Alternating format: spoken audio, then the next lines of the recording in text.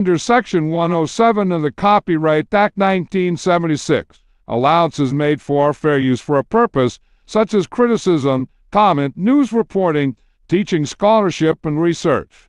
For use is a use permitted by copyright statute that might otherwise be infringing. Nonprofit, education, or personal use tips the balance in favor of fair use. Now let's start this dang show. You gonna have any fights this week? Oh man, we gotta have some fights.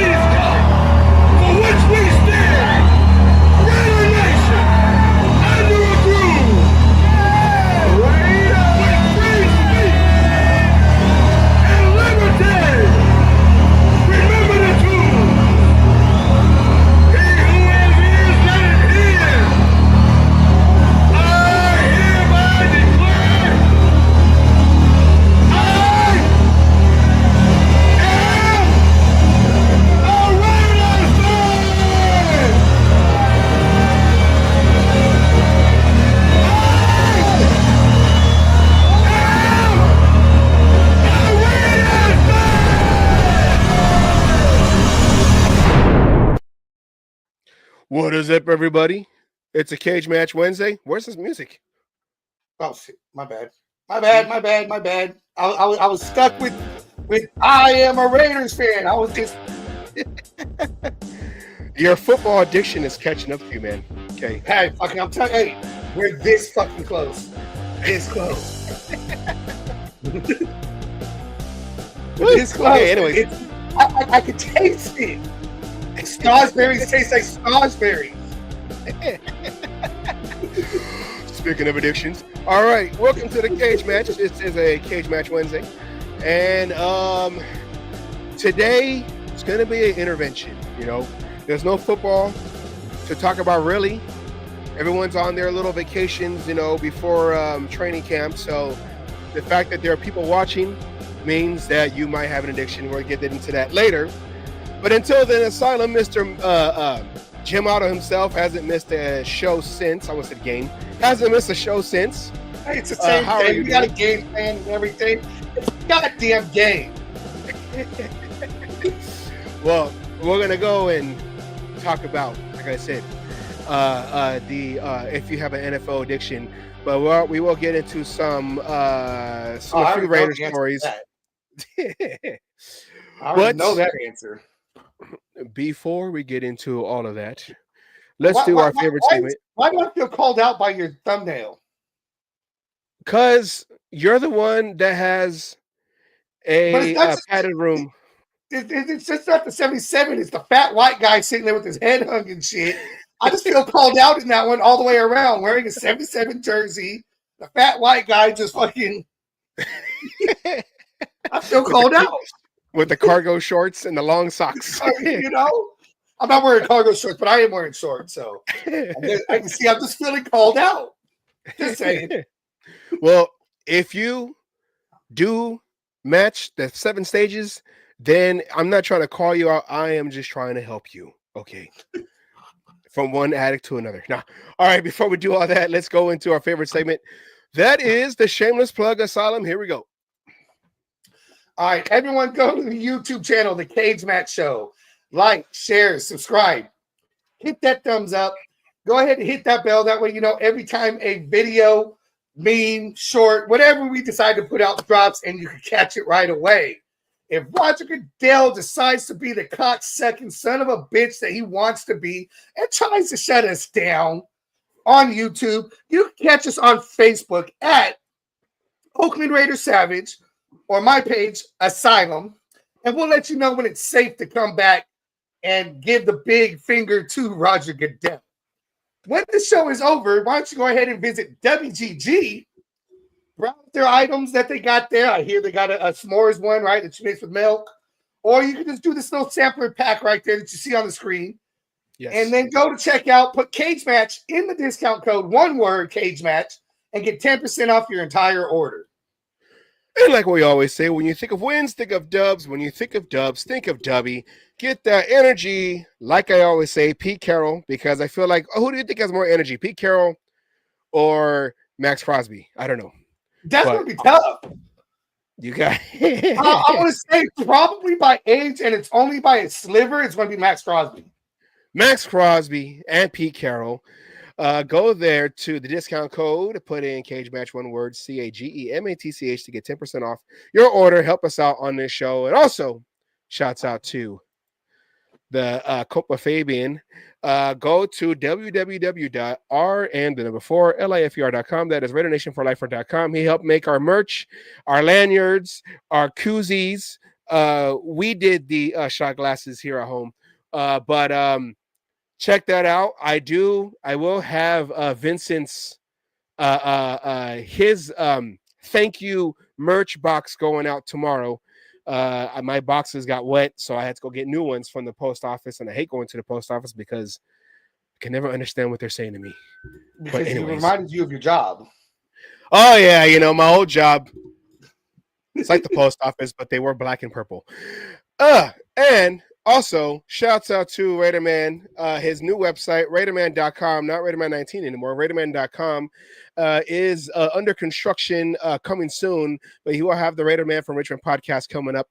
I will get word from him when it is ready, but go there. He also has his own merch. That is the Oath merch. The Oath is what you hear at the end of our intro video. And speaking of that Oath, we want to somehow, some way get him to go to the Torch over there in Las Vegas with the windows in the back open so the whole strip can hear, with the Oakland Mystique, with the Raider way, and and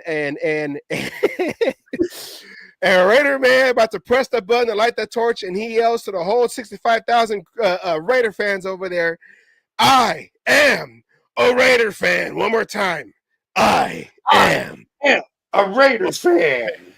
So shouts out to Raider man. That torch is the largest 3D printed object ever. Yes, it is. And it cannot be real fire because they're indoors and people are already high as it is before they come in. So we don't want people to get smoke inhalation and whatever. Anyways. All right. Asylum. Before we go into anything, let's talk about some important dates coming up. Because we want to keep reminding that football, like you said, is almost here around the corner. July 17th, the rookies report to the Raiders training camp in Henderson, Nevada, not Napa. So they couldn't get that finalized. Do not go to Napa. You won't see anybody there. If you do, it's going to be a high school team. So don't go to Napa. They're in Henderson. The 22nd, the veterans report to training camp. And then the 31st, that's the Hall of Fame game. So in about a month, there'll be real football. It's preseason, but there'll be football. And of course, Eric Allen, who finished his career with the Raiders, he'll be going into the Hall of Fame on August 2nd. And then the first preseason game, Pete goes home to Seattle in the preseason on the 7th. I'm trying to get there. My birthday week, so it may be the last day, but it's technically the birthday week. So we're going to go in there and dominate the goddamn Seahawks. It's Cliff Branch's birthday, okay? So let's relax. Hey, he shares it with me. Just get it right. All right, so it's also Sparkle's birthday too. Well, in a little over a month, we'll see silver and black Raider jerseys and helmets going against other teams on a football field. So it's almost there. It's almost here, and I'm gonna try to get there to Seattle. And I'll probably, huh? You gonna try to go? Oh yeah, I'm gonna try to go. I'm trying to make history. Yeah, right. It's preseason, but I'm trying to go. So we'll see what happens. But that is the goal for me, to try to get there. And yeah. So alrighty, Asylum. Let's go in before we start the intervention. Okay. Let's talk about some. We were going through YouTube videos and all that of Raider stuff and all Raider stuff, whatever. Raiders news. Raiders news. Yeah. There is no news, so we have to try to scout through everything and try to find some stuff to talk about. So let's start off with Lincoln Kennedy talking about what could be the identity of the Raiders offense. No update? What? No James Earl Jones? We could do it. Yeah, let's do it. Tradition. This is CMN, a cage match news update. Thank you, James Earl Jones. These shows are hard to write because there's nothing to happen, nothing to do. So these are stories. I guess you could say news stories, whatever. So here we go. Here's the first one. Lincoln Kennedy on Raiders.com talking about what could be the identity of the Raiders with Chip Kelly. Here we go. Gosh, not to go back to last year, but I mean, the conversations we had all the time about things are moving around and guys are in one week and out one week and this, that, and the other. And you look at kind of the proof in the pudding of the offensive line struggled, right? We have talked countless times about the Raiders' inability to run the football candidly at all in That's 2024, exactly right? So certainly you put Genty in that mix, you add some stability on the offensive line, but I guess to look big picture at an offense, at Chip Kelly's offense, which to me, Lincoln, one of my things that I'm most excited about for this year, and I feel like it's something that is talked about, but maybe isn't talked about enough, is I am so excited to see the identity of this offense.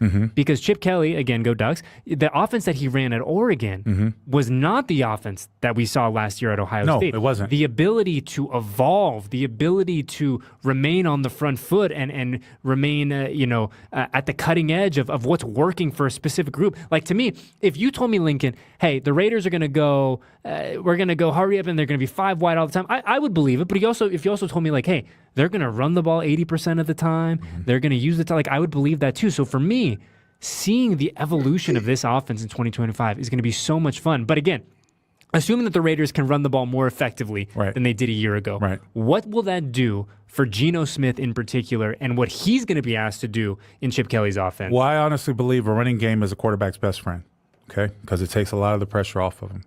And yes, we are a part of a pass-happy league, if you will, but you got to have the ability to do that. And the fact is, the greatest thing about football is that it's a team game that requires 11 men to focus on the one main prize at any given time. And a lot of times you don't have that. If you have a guy who's sitting on the line of scrimmage worried about where he's going to go for vacation because the season's almost over, he's distracted and he becomes a liability rather than an asset. I've always looked forward to the possible. What I've always thought finally when it comes to coaching is for coaches to create schemes based on the personnel they have available for them, whatever that is. Now you look at the Raiders scheme with you having 2 productive, good tight ends. How do you make that a part of your offense? Can you afford to go 12 personnel? And here's the thing. When you go 12 personnel, you're going to load the box up. So now you have to have an effective offensive line. This is where the teamwork plays in. More importantly, you've got to have running backs that can get downhill and hit the holes as they see fit. What I've ascertained over the last couple of weeks, or last couple of practices, I should say, is that there is a high regard to use zone blocking schemes when it comes to the perimeter. But the interior, they want to use man blocking schemes, which I'm totally fine with, being able to have that versatility so teams can't just isolate or pin down one type of scheme that try to defend against that. So potentially that's where your offense can go. But, you keep in mind, I've got 2 good tight ends that are capable of stretching the field. Do I bring everybody in and try to run the ball like Stanford did under Harbaugh? When they on the multiple tight end sets, can we be effective that way? Sure, you can be effective that way and open up play action, and there's other opportunities for that. But there are also the fact where you want to try to spread things out and get your guys isolated. And you got a potentially productive offense from the playmaker standpoint. How do you make that work in an everyday situation and understanding in the division in which we play in, the teams that we're going to play against, most notably in our division, have potent offenses. Right? Offenses that are capable of moving the ball. So there is a part of it in the back of your mind. Yeah. You have to say, I got to play keep away too. Not only do I have to be productive, move the football and score, but I also got to play keep away because these other offenses are pretty good too. All right, Asylum. He talks about how, okay, you know, we want to score. How come we can't score and all that, whatever. You know, are we going to have an offensive coordinator that knows how to use all these weapons? And, you know, they're saying that Chip Kelly is the kind of guy, and we said this before, that can, to the strengths of his players, build an offense around them instead of trying to force players into an offense that they're, you know, a lot of offensive coordinators who are closed-minded to their own system and try to fit. Yeah, it's my way and my way only. Yes, we heard that before.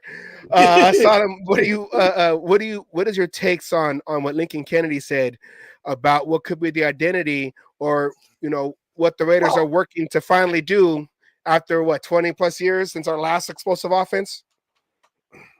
Well, not quite 20. We had an explosive offensive in, almost 10 years. 2016, we were explosive. We were winning games that we shouldn't have, and everything else. Our defense was bad. Huh?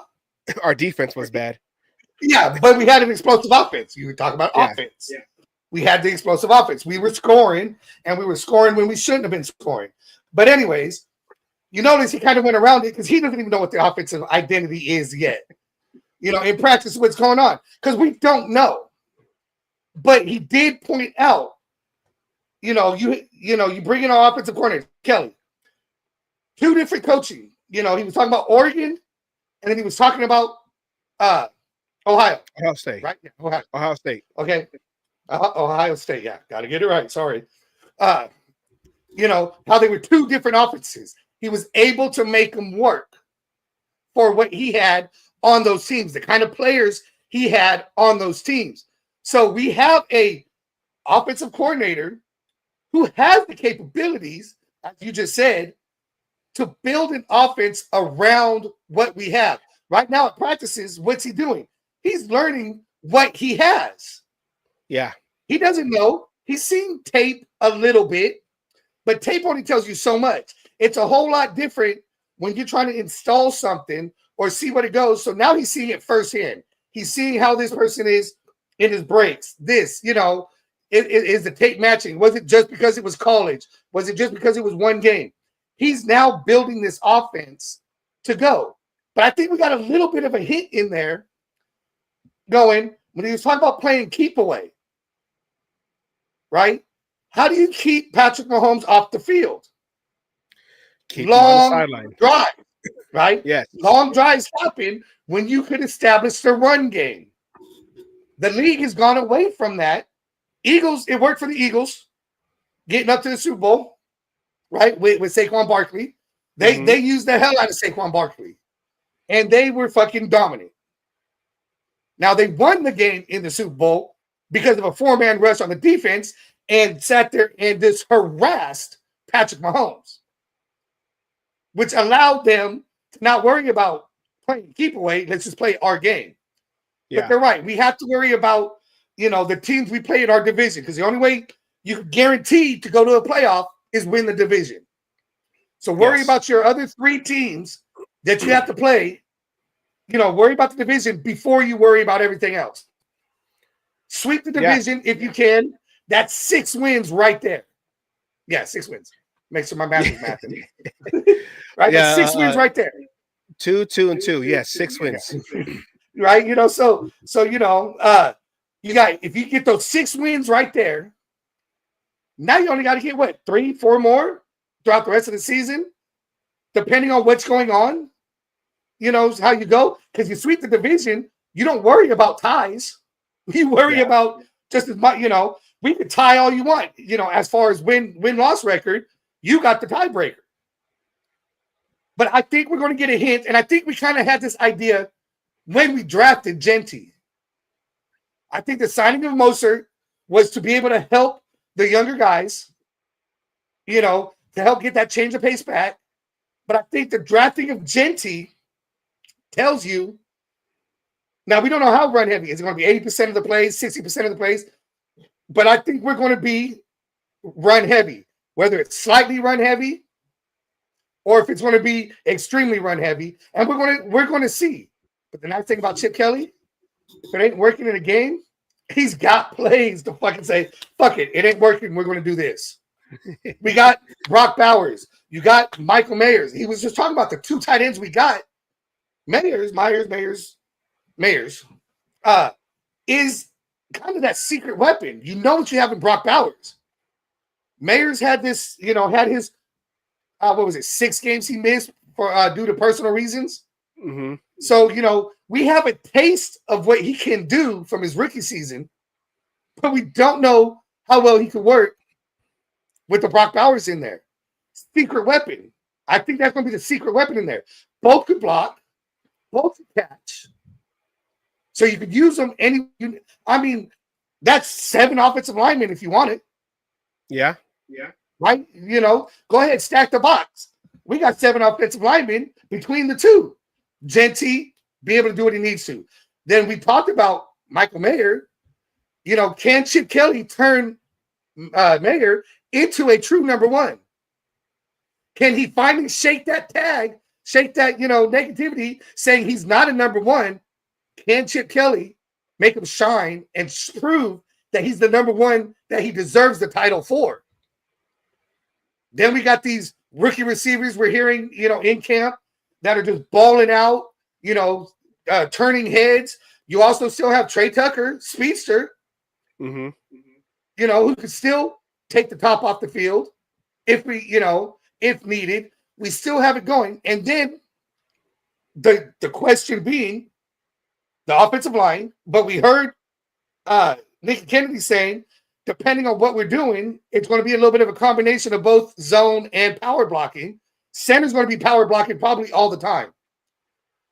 Okay? Yeah. So with the tight ends and being able to pull in everything, it'd be a lot easier to do in a 12 personnel, I feel, to let the tight end chip while that other, that outside guy is pulling.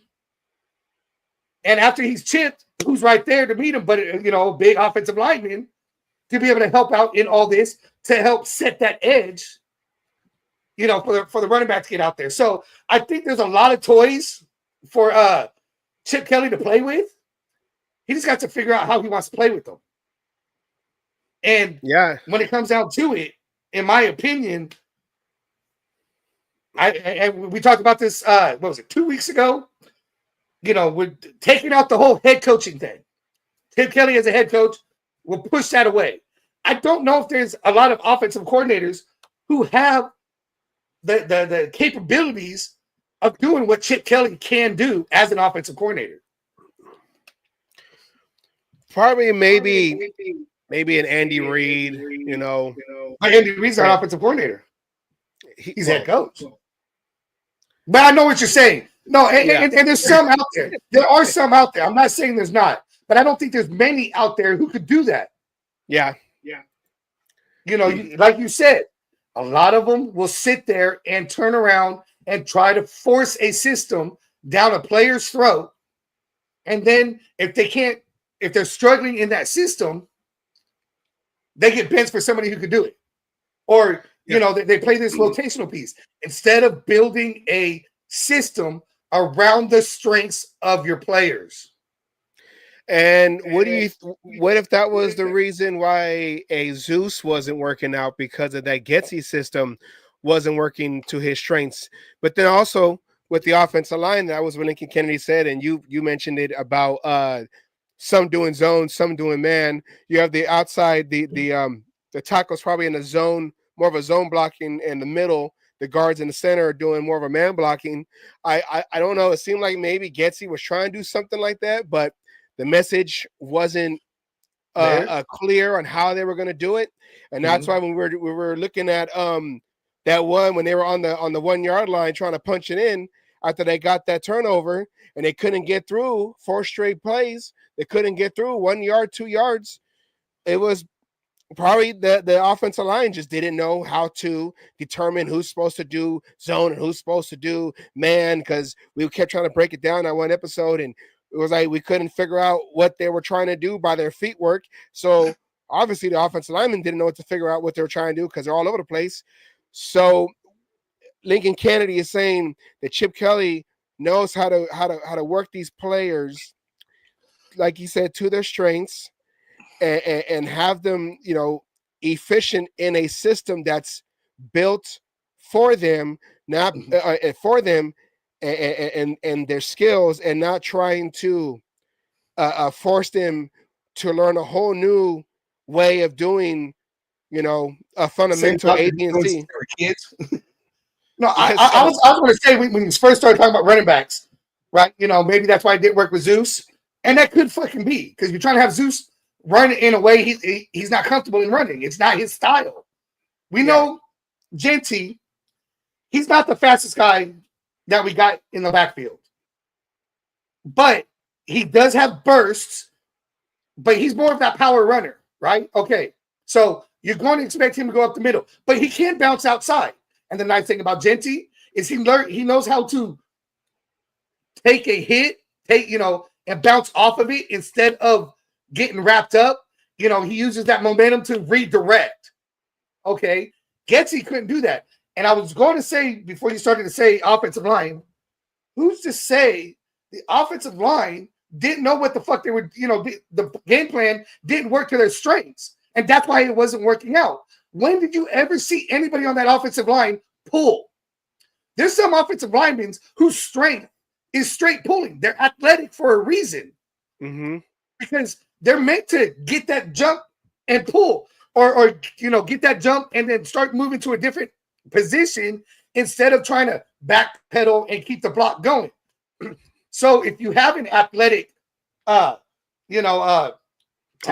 guard, going, who's better at moving than moving somebody else, we'll say, you got your sumo wrestler who's better at moving somebody, and then you got your other guy who's just great at filling holes and taking up space and where you need him, but he's athletic enough that he could turn around and be that lead blocker initially for your running back. Yeah. If you're trying to have a sumo wrestler do that, it's never going to work because the running back's going to be there too fucking fast. And he's just, tumbling and shit. But you got that athletic guy to fucking put his hands on his guy and then start to bounce out, because that's where the play's going. Or to be able to pull and be that lead blocker on the other end.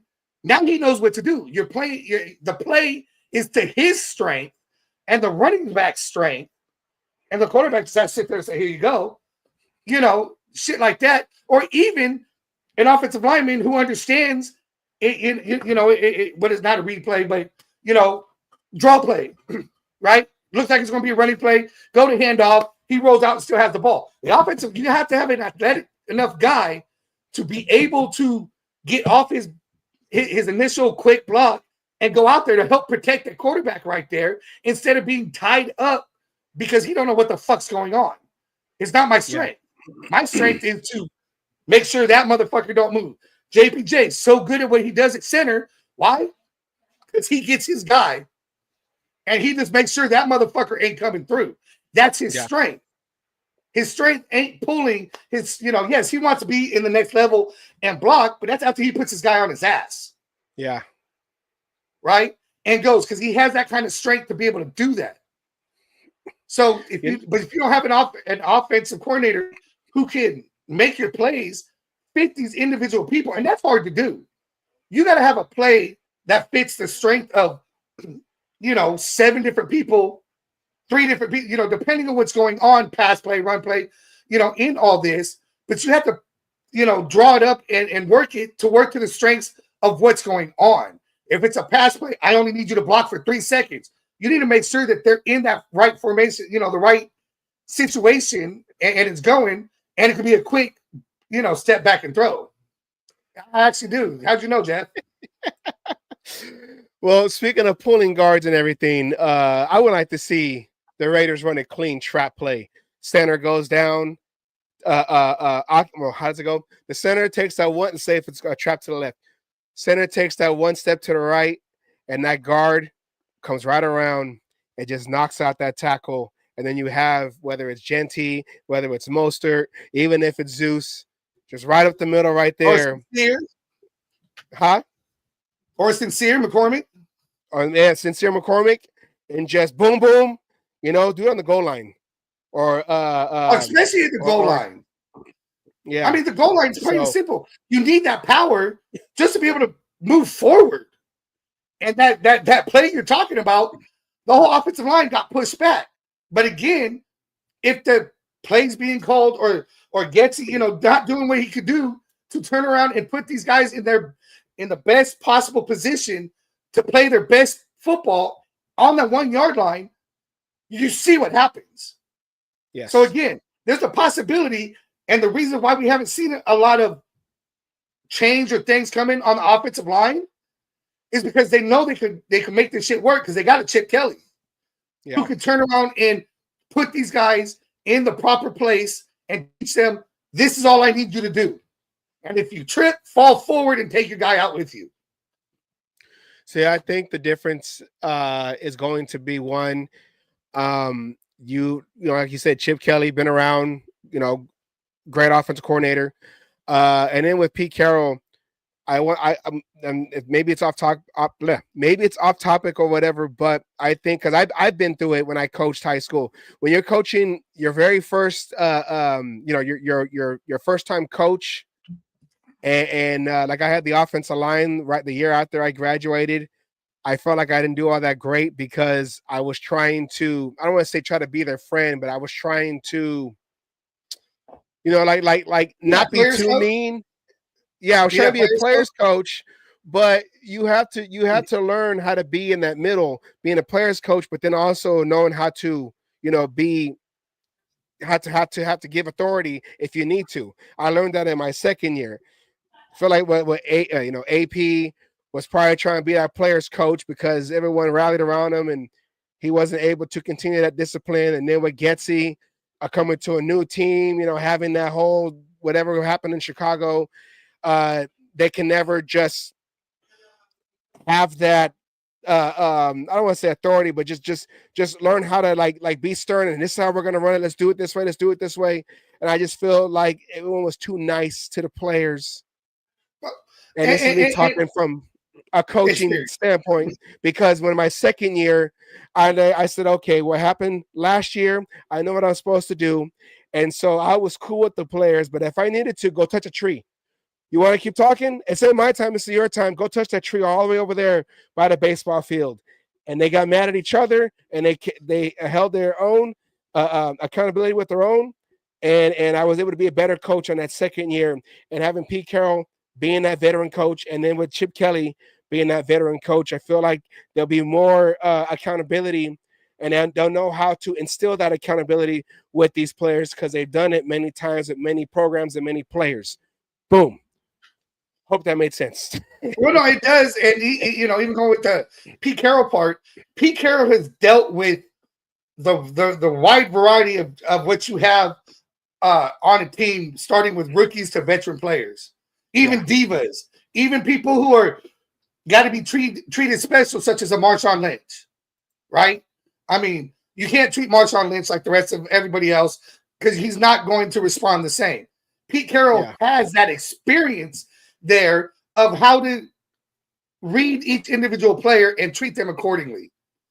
And I think Betsy, part of his problem was he came here to the Raiders with that stigma from the Bears, and he couldn't shake it. He was trying, that was like I always said, Bob Saget, right? Everyone knows him from Full House, right? Yes. The Wholesome, Danny Tanner, all this shit. You ever watch any of his comedy after Full House was over with?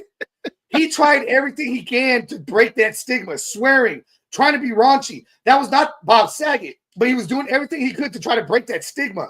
And I think Getsy fell into that same thing. I got to do it, and I got to do it now. And he forgot how to fucking coach. R.I.P. Bob Saget. Well, Bob Saget was the same way. Bob Saget was the same way in Full House and America's Funniest Home Videos. He was the wholesome, dad, hey guys, we're gonna look at these videos and yeah. So I get what you're saying. When that's your identity and that's all you're known for, kind of like Urkel, like you can't shake off the Urkel. You're still Urkel. No. Okay. You're still Urkel. He has a game show right now on Game Show Network, but you're still Urkel. And don't be mad about it. You're Urkel. So no matter where you go, at least people recognize you and you'll be Urkel. But speaking of Pete Carroll was on the Get Got podcast with Marshawn Lynch, like you said. I'm not trying to segue that at all, huh? Jeff corrected you. He said Bob Saget wasn't ready. Raunchy. I don't remember seeing any of his comedy where he was like that, but okay, I'll take it. I'll take it. I stand corrected. Here is they asked Pete Carroll, like why the Raiders? Why the Raiders? So I know he probably didn't answer the question, but Jeff agrees somewhat with me, so I got half of it right. I'm gonna take half credit on that. He tried to wash the cleanliness of Full House of all that. Anyways, okay, here we go. This is Pete Carroll on the Get Caught podcast. They're asking him, why did you choose the Raiders? So here we go with this clip right here. Different places. Like the Raiders ain't like the Raiders been to a lot of championships as of late. You know what I'm saying? Like, how do you they sure have. How do you come in and completely change your culture? Because, and I've said this to him before, he ain't gonna be upset. Well, he might. I don't know. In the past, I've looked at Raiders like that's been the graveyard for careers.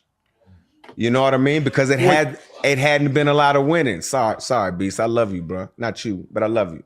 So my thing is like, how you do it, man? Because that's tough, bro. Well, I'll tell you, the first thing we did in the very first meeting is I said, okay, you guys have a perspective on, how at times have been here and kind of how you see things. And I bet most of you are sitting in the exact same seat you were sitting in when you left. I said, get up and change your freaking seat. Let's go. Everybody take a new look at this thing. So everybody had to get up out of their seats and sit in a new place. And if I did that when Marshawn was there, he wouldn't have moved. No. Okay. He just sat in the same seat. No. Yeah. He'd have stepped over, then he'd have sat back in the same seat. But I'm watching. I was watching, I want to see who changes seats and who doesn't. I want to know. And, but the point is that we just had to leave everything in the past. It's no different than going from a 1 year to the next, from a championship season or a struggling season to the next one. How are you going to do it? You're going to drag all that with you, or are you going to go on? Yeah. And so the whole point is to start new and start fresh and give them a new outlook and really be willing to be different at everything. We painted the hallways and the building and some of the meeting rooms and stuff like that, just to change the colors. There was so much black in the hallways. It was like you're in a freaking cave, And so we lightened it up a little bit so we get a little bit more silver in there. But the point is just they never hear me talk about anything in the past of whatever. I don't give a about that. Doesn't mean nothing, And that's a philosophy. It's the next step you take that counts. It's the one that the very next thing you do. What's next, And so, this is like a no-brainer for me. You know what I mean? This is easy for me to confront this challenge because we start over every time, And so that's what we're doing now. And so, all right, see right there. He said we start over every time. I like the confidence. He says, like, oh, this is easy. I know how to do this. And we always hear those same keywords that every new coach comes in as a Raider coach, head coaches. We're going to change the culture. We're going to change the culture. We're going to change the losing culture. We're going to change the culture. And Pete Carroll, hey, we're not talking about the past. I sound like Mark McGuire. I'm not here to talk about the past. I'm going to talk about the future and how we can prosper. I got to make that a clip. We're here to talk about the future and how we can prosper. He said just trying to change the outlook. Like, yeah, okay, the Raiders, especially in the last 20 years since the loss of the Super Bowl in 2002, basically they've been down. They've been bad. I'm trying not. I'll agree with what he said. For the most part, it was going to the Raiders was where you went to, end your career. Yeah. I can't argue that statement there. Now, to me, but not to cut you off for quick, But Go ahead. it's always been that way because there's a clip a long time ago that Gene Upshaw had said when they were, and he was talking about as they were going into the 1980 season, that's the wild card season, that there were no other stops after Oakland.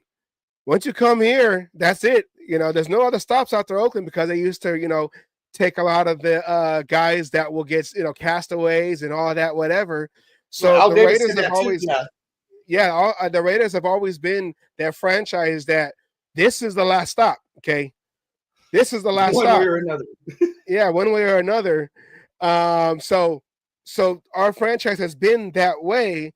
But going back to your point is back then it was this is your last stop to prove yourself. It's been lately. This is your last stop to get your last paycheck before you're out the door and out the league. So we had the same mentality, but now it's kind of like the other end of the spectrum. So going back to what you're saying, sorry, I just wanted to throw that. Oh no, that's fine. I was just going to ask, do you think he knew that question was coming? Because he sidestepped that question like a fucking boss. They asked why, why the Raiders? Why'd you take the job? And he talked about how, not that I'm going to change the culture, but how he started it. What he did to start to change it. He sidestepped the shit out of that question.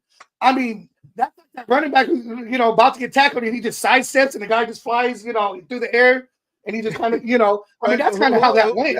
That clip, I'm forgetting his name. The running back, he had the kickoff return or the punt return and in Oakland, and he just kind of like skirted the pass all these tacklers before he scored. I forgot his name. Kickoff return? Number 17? Yeah. He was 20. It was during Terrell Pryor's tenure with the Raiders. I forgot number 22. I forget his name right now. I think he's still in the league, but he's like an older veteran now. I think his last team was in Buffalo. Taiwan Jones? Taiwan Jones. He did a Taiwan Jones. Whoop! Whoop! Chris Berman. Whoop! I mean, but again, he sidestepped the shit out of that question. And I'll give it to him because he did it. He did it so well they didn't even come back to try to go about it. You know what I'm saying? It'd be like, but Pete, this is what we asked you. You're losing your memory and shit. No, it was just he started talking about the little changes, right? Okay, I made everybody get up and get a new seat. Okay, yeah. He has a point there. I'm sure everybody was that's called a routine. You come in and grab the same spot, sit in the same spot, you fall into that routine. Am I paying attention? No, why? Because I could nap through the first hour. I don't gotta pay attention when we're talking about the play call, the plays. Right? Yeah. But now if I gotta sit somewhere else, I gotta look a different direction. Now I'm not seeing, I don't get that, all that kind of shit. He broke the routine, right? That's breaking the culture, the losing culture that is in there. I'm not a fan of him changing the paint down the hallways and shit. I like my black personally, but you know what? But you know what though? I get it though. Why? Some of these players were seeing the same thing for the last how long they've been there? 5 years, 6 years, right? They did 5. See, they're going on to 6th season. 6th season, yeah, okay. So it's just walking down the same hallways, looking at the same shit. Make sure the math is mathing. But seeing the same shit over and over and over. And his biggest point, as he put in there, it don't matter what happened in the past. He don't want to talk about the past. His past, the Raiders' past, anybody's past, because this is a new season. And it's going to be the same way next year. And he's going to go about it the same way. The team is not going to be the same next year. This is not the same team as last year. Mm-hmm. So you have to make changes, whether it's game planning, who you're working with, who your workout buddy is, who you're at the water cooler with, talking about the fucking, UFC fight and how dude got his fucking, head smashed in, all that same shit. It's not the same people. I wouldn't be surprised if people's lockers have changed and who they're sitting next to for the season. Yeah. Get to know your teammate. It's that whole, team building bullshit that when they went to Costa Mesa last year, they were trying to build. Yeah. Get away from the family. Build that team, camaraderie. Well, they can't do that. So they're trying to do it in-house. And again, forget the past. Last year was last year. different head coach, different offensive coordinator, different players on the team. Some of your buddies are still here, but now you got to make new buddies. Let's just change. Let's just, when we change, we grow. Well, we kind of have no choice, but in Pete we trust.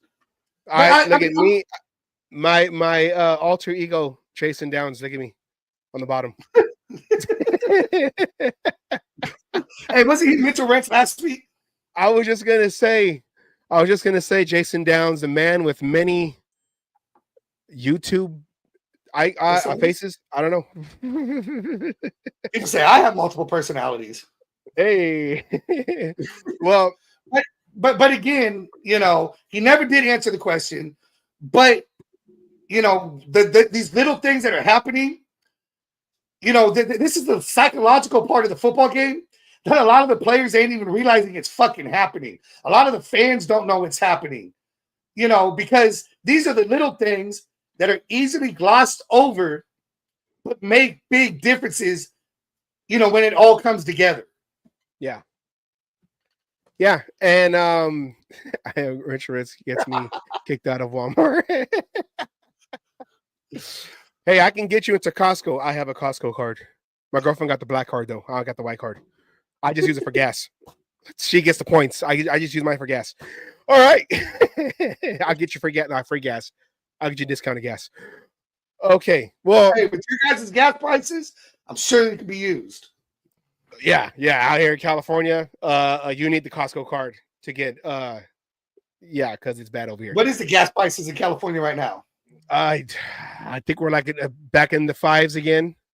$5. Jesus, it's what we do. I don't miss that. It's what we do.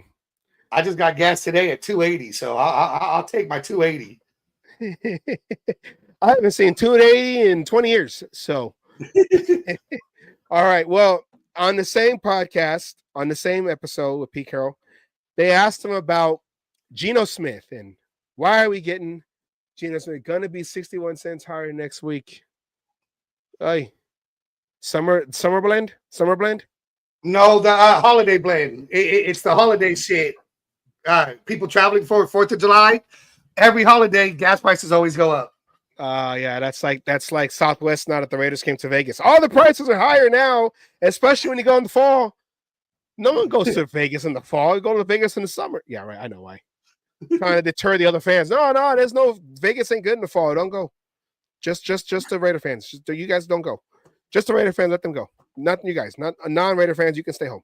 Anyways, Pete Carroll talks about. They asked him about Geno Smith and that whole relationship and getting him over here. So here's the our second clip from that. So okay, that's not. Yeah. Go electrical. Yeah, right. I got an 84 Monte Carlo. I got to get fixed. I'll ride that with the white smoke coming out the back. All right, here we go. The second part. Could you talk to us about how important it was to have Geno there in the fold? I'm such a fan of Geno, Coach. Great job bringing him with you. Great job paying him. Just talk about Geno and how much further along you've been because you have a guy that you know. Bring everybody about that building. I know. Remember, DK wanted to go. He tried to get everybody about that building. He tried to have the Oakland Seahawks. The Oakland Seahawks, bro. They're everywhere. Yeah. Vegas. Yeah. I was working there. Well, I'm still the Geno to me is like getting Marshawn. To me, it's like that because there's a connection of the impact that the guy can have on everybody else. Geno, the years we spent together, the years when he wasn't playing were the most significant years to me because he exemplified this mentality that I had never seen in anybody else. So I really would tell you that he thought every play he was going to be in. And somehow he held on to that kind of focus that it wasn't, he didn't ever lose it. He didn't ever waver. Every play that the other guy was taking, it might be his last play and he might be ready and he needs to be ready to go. And he'd been through some pain and some hardship and stuff like that. But by the time we got him, he came with this mentality that anyway, so when he finally got a chance, he did great. And a lot of people were surprised. Shoot, he was comeback player of the year, the first year that he started and all that after Russell left. And it was just, So to get him to come too was, oh man, it's just so significant because he's awesome. He's on every day, first guy on, last guy off. It's just sizzling in practice. Great throws every day, and he got the little skinny legs. I keep hitting him with, "Hey, did they arrest the guy?" And he says, "Which guy? The guy that stole your calves?" But anyway, but he's he's just done everything you could hope for. And with Max is such a significant leader on the defensive side that those two guys, and they've just joined up together, collectively to give us something that's really, really powerful. So, okay, that's a good start. That's a really good start. So now the rest of it has to come together. All right. So having Geno Smith come over, and I know we had a similar situation where a coach tried to say, no, I got it. I got my guy coming in and he's going to do well because, he knows my system. Remember that guy? I try to forget that guy and that quarterback. Well, but see, you keep bringing them up. I just want to say that we're doing differently, even though it might seem the same. I'm not saying people are comparing it, but it goes from a veteran coach now compared to what we tried to do a few years ago. You have Geno Smith, who performed well under Pete Carroll. His, I have it right here. He has 2 seasons when he became a starter under Pete Carroll, where we don't speak his name. Where he has his he was a Pro Bowler those 2 years under Pete Carroll. That 2024 year, he not under Pete Carroll.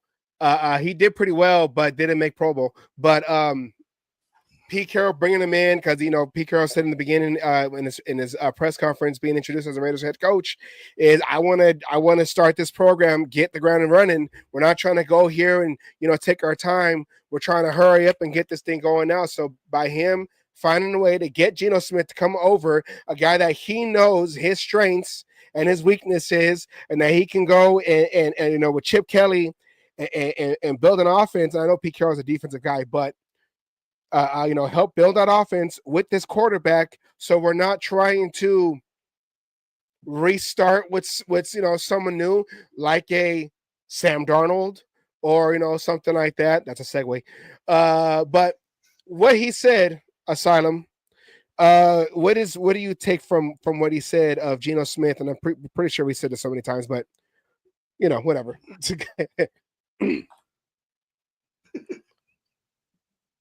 Fucking Jason, I swear to God. Okay, well, what's missing? What's the context that's missing there is right before that he was talking about Marshawn Lynch, and why he went out and got Marshawn Lynch, even though Marshawn Lynch was, he went for his, him as a player. He liked his play. He liked everything about. He didn't, as he put, he didn't give a shit about. He knew Marshawn Lynch since college. He didn't give a fuck about the whole golf cart incident and all that other shit. The things that made Marshawn Lynch. He cared less about that. He which is kind of shades of who? John Madden. Al Davis and John Madden. Or more John Madden. John Madden being he lets his players be themselves. He didn't want to change Marshawn Lynch. All he cared about is what Marshawn Lynch could bring to the team. And that's what he's saying that's what he was basically saying there about Geno Smith. He's worked with Geno Smith. Geno Smith has, went through a lot of adversity, especially at the start of his career. I mean, he went to, 3 fucking bad teams and really didn't have much, to show for anything. Everyone thought it was a, kind of a bust. But then yet, he comes to the Seahawks, sitting behind somebody, going from a starter to a backup. And as he said there, he was expecting to go in every fucking play. He practiced as if he was going to be the starter. He studied the playbook as if he was going to be the starter. Anything that was happening on the field, he was ready to go in and be the starter. And then when he got his chance under Pete Carroll, he was able to thrive. So there's something about Geno Smith, just like Marshawn Lynch with Pete Carroll, something about Geno Smith that Pete Carroll sees that obviously not everybody else sees. Okay? I mean, I'll give it to Geno Smith. 4,000 yards last year. Pro Bowl selection, the 2 years before that. He had to sit behind Russell Wilson. Russell Wilson wasn't losing his job right away. But he was ready to take the job from Russell Wilson. And when he got his chance, he did everything he could with it. So there's something there. Go ahead. You want to say something? He could be like the modern day. I forgot his name. Jim Plunkett. Oh, just sit behind. You were a starter. You're a I think it was a first round pick. First round pick. Bounced around. Now that happened when he came to the Raiders, Jim Plunkett, and then he sat behind Ken Stabler until they traded away Ken Stabler. But the same thing happened when he went to Seattle. Geno Smith went to Seattle, sitting behind Super Bowl winning quarterback Russell Wilson, and then they traded him away. And then Geno Smith got to start. Now Jim Plunkett won a Super Bowl in his first year taking over as Raiders starting quarterback. After they broke Pastorini's leg. I believe that was against the Chiefs. Was it against the Chiefs? No. I don't remember who the fuck it was against now. But it was like game 4 or 5, week 4 or 5, and then he took over and then Super Bowl champion. Anyways, but Geno Smith. Now let's continue the story over as a Raider. See, I like to compare because I know people. Man, it's not the same thing, man. Stop going back in time. I'm just trying to give hope. Against San Diego. Oh, San Diego. Okay. Wrong team. Okay, yeah. I think the next game was against Kansas City, and Jim Plunkett had a horrible game, but they won, and then he got his confidence because Al Davis said, hey, I don't care how bad you play, just win the game. And okay, I don't have to play perfect. And that's probably what Geno Smith had to go through was like, hey, I know you're first round draft pick, whatever. You bounced around, confidence is low. We were 2-3 when Plunkett took over. Yeah, because the Raiders weren't with Pastorini, and that's going back to the quote that Gene Upshaw said. It's the last stop, but we weren't used to losing in Oakland, so now we. Anyways, Oakland Seahawks. Anyways, Oakland Seahawks. Yeah. Hey, I'll take the Oakland Seahawks over the Patriots, though. Yeah. I'll take that one. Hey, Tom Flores went to go become Seahawks head coach. Okay, so we intertwine, just whatever. Yeah, yeah. So, I mean, with Pete Carroll knowing Geno Smith and coming in, just restart that whole thing from where it ended in Seattle. Come over to Las Vegas, take care of business, and then go from there. So, I have high hopes. Okay. Geno was not our first choice for the quarterback. He came out of nowhere. No, he kind of did it for me. I know I heard some rumblings, but I didn't think it was going to happen. And then all of a sudden we traded for him. He wasn't our first choice, but at least we're not going into this offseason with speculation of who the quarterback is, right? We know who it is. Yeah. And AOC, Aiden O'Connell, is sitting back. He's taking it in stride. He's like, all right, I know my place. I'm going to sit back and do my best. And he's putting pressure. I've seen O'Connell and what he's been doing at the practices. He's not making it easy for Geno. I mean, he's not. But that kind of competition there helps. And that's going to just make the both of them better. Team Ramrod, that's right. But, I am happy in the simple fact of we're not going in with it's a battle or so-and-so is going to do it, but, he could beat him. This is Geno Smith's team. Pete Carroll is the head coach. This is Geno Smith's team. We know that. I mean, Geno Smith's going to have to fall on his face or O'Connell's going to have to fucking put together a massive fucking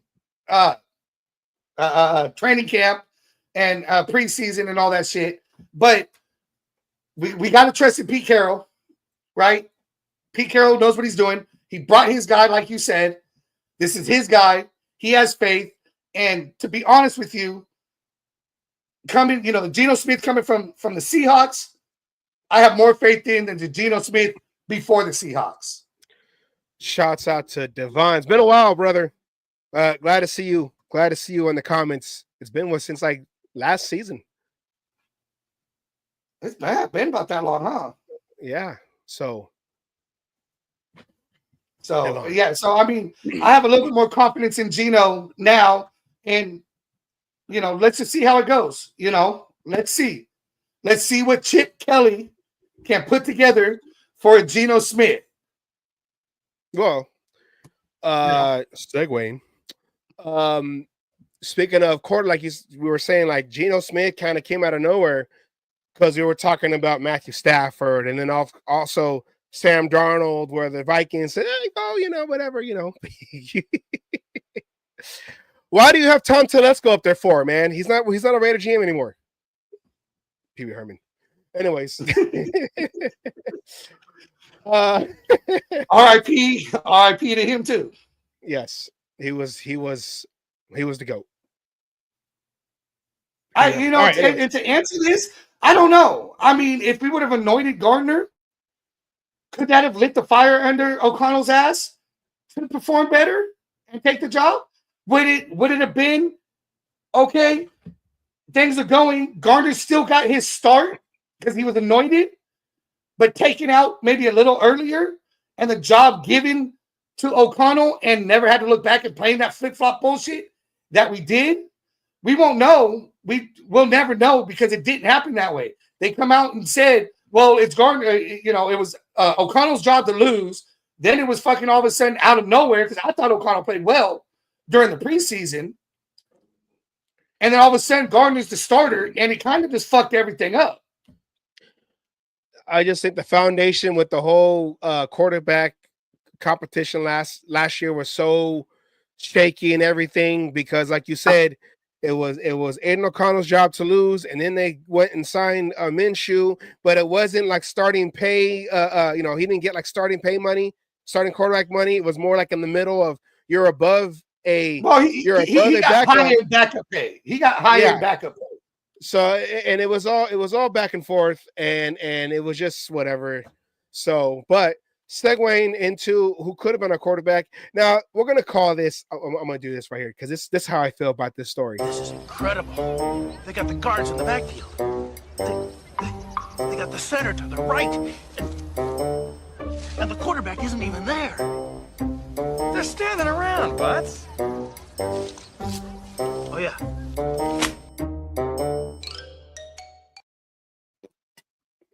Hey, that was kind of accurate for the Raiders' offensive line last year, though. I know. on the 1 yard line. What up, Twan? What up, Twan? Michael Silver on the Raiders QB decision via New York Times article. The Seahawks' pursuit of Darnold snuck up on many NFL observers and proceeded in rapid-fire fashion. While some believed the Las Vegas Raiders would try to sign Darnold, minority owner Tom Brady, a 7-time Super Bowl winning quarterback whose opinion held great sway, was not in favor of that approach, according to source familiar with the franchise's internal decisions. Meanwhile, Smith, seeking a lucrative extension from the Seahawks, reacted coldly to the team's initial offer. The Raiders, having recently hired former Seahawks coach Pete Carroll, emerged as a potential trade partner. Now, the reason why I feel like it's an overhyped story because the story just came out earlier this week or whatever of Silver writing this article, who was a Niner beat writer. I'm not a big fan of Silver, but a Niner beat writer who now works with NFL.com. Now he's writing for New York Times.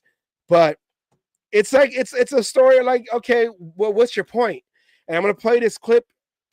Silver was on a radio station in Seattle, so I'm going to play this clip, and it's basically kind of like I wrote a story, but there's nothing in it. So here's that clip right here, him in Seattle on Seattle radio right here.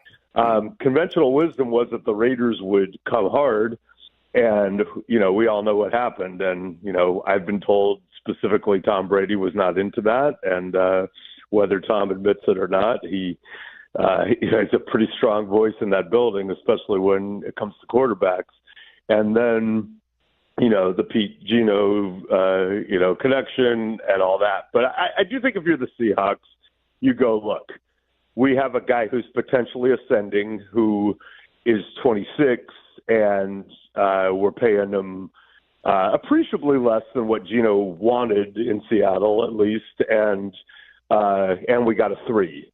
So I think if you do all that math and you go, we're probably not winning the Super Bowl this year anyway, that's probably a deal you take on paper. But if Gino goes and lights it up in Vegas and Sam struggles, then none of what I just said will matter. Why do you think that Brady didn't want to sign Darnold?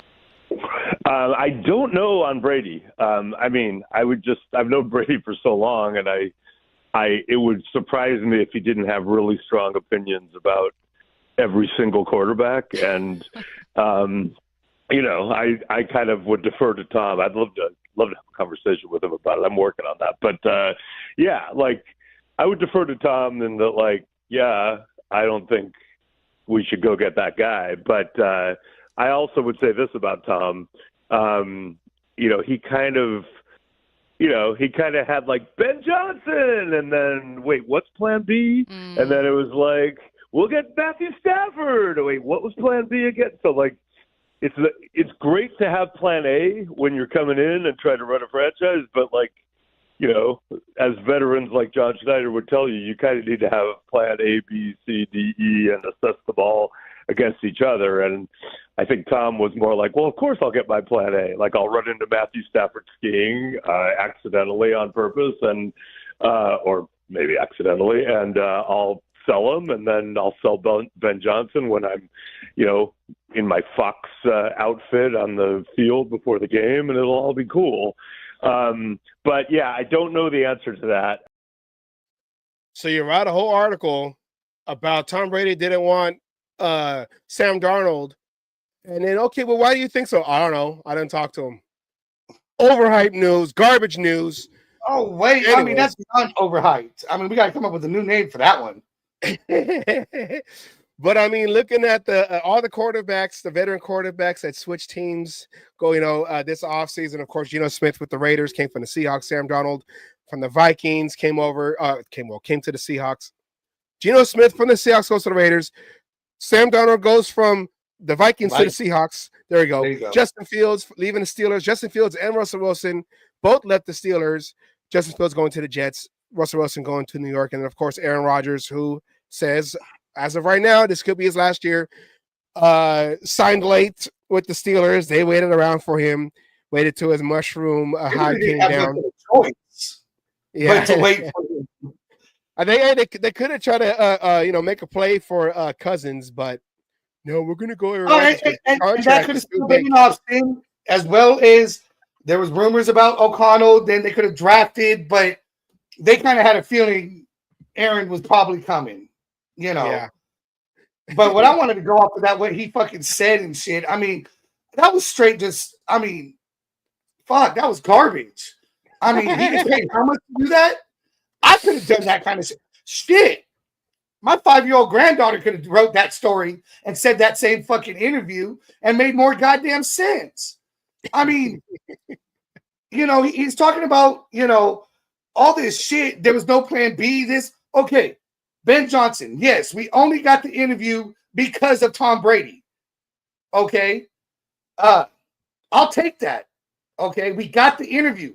Was he our guy that we were going for? We don't know. Based off of what Mark Davis says, other things, Johnson said he was never even considering the Raiders. We were actually on that list of don't call me. But because of Brady, he entertained it. Okay, that's fine. I know half of Raider Nation wanted him. The other half didn't. So yeah, you bring the people in and talk. We talked to Darnold. We talked to Stafford. Okay, that's what you do in the NFL. You talk to these people. You see if the possibility is there. Doesn't mean that's your whole plan. I'm putting all my eggs in this basket, and then now it doesn't fucking happen. Now what the fuck do I do? I mean, shit. I believe we were talking to Stafford after we traded for fucking Geno Smith. No. No. It was like Stafford, and then after that was Geno Smith came like right after. Right after, okay. Yeah. But the whole thing is, don't tell me there was not no plan A, B, C, D, Q, F, W, and fucking Z, in all this shit. I don't know. I mean, there are teams that do that. Okay, look at the fucking Browns. You know what their plan was? We're gonna sign every goddamn free agent quarterback we can get, and then draft 2 of them. and then draft 2 of them, and then we're gonna see who pans out. Okay, I mean, it's just like Brady's. Brady has limited interactions that he can do with the team as a minority owner. Yeah, he's limited, and it's not because of what his shit with Fox. It's because he's, as an owner, you only have so much that you could do. There's other people that have to do this shit, but you kick the fucking tires when you go buy a car, used, new, whatever. You kick the fucking tires. You take it for test drive. You don't buy the first fucking car you fucking see. Now you may come back to that car and end up buying it, but don't you check up other cars? Don't you look at other cars? You always kick the tires. You're going to do your due diligence. Mm-hmm. You're going to see. Maybe, Darnold wanted too much money. Maybe when they interviewed him, they didn't like his fucking answers. Maybe Tom Brady didn't want it because he was the same thing that I said, and he's a system quarterback, and we don't want a system quarterback because now that means I have to have the right system for that quarterback to succeed. I want a quarterback like Tom Brady. He proved it, right? 2 Super Bowls with 2 different teams. Okay. You want a quarterback that can go into different systems and still perform. Yeah. And I said, Darnold, you said you went back and looked. I said, it may have been quick. I didn't have much to say because he's a system quarterback. He sucked until the Vikings. Okay. And then all of a sudden comes out of nowhere and is good. I don't expect him to be good in Seattle. It's a different system. It's a different kind, going. And they traded away their top receiver, and then they let go of and then they let go of the other one. So it's like Tyler Lockett? Who? Yeah, Lockett. Yeah. Yeah. So and it's just why write the story now, Mike Silver? Why? Is it because there's nothing to happen and you needed something for your deadline? It's a non-story because why did Tom Brady not? I don't know. Maybe it's because when Tom Brady was doing the broadcast, he saw firsthand Sam Darnold in those last 2 games at the end of the season, where he probably saw like, oh, okay, I see his flaws. You know what? We ain't got time to try to hope that this is not just a flash in the pan. I had one good season, and then I go and get the big payday, like Osweiler, Osweiler, and remember Matt Castle from the Patriots? You have the one season he knows about that because his knee got blown out, and then Matt Castle comes in.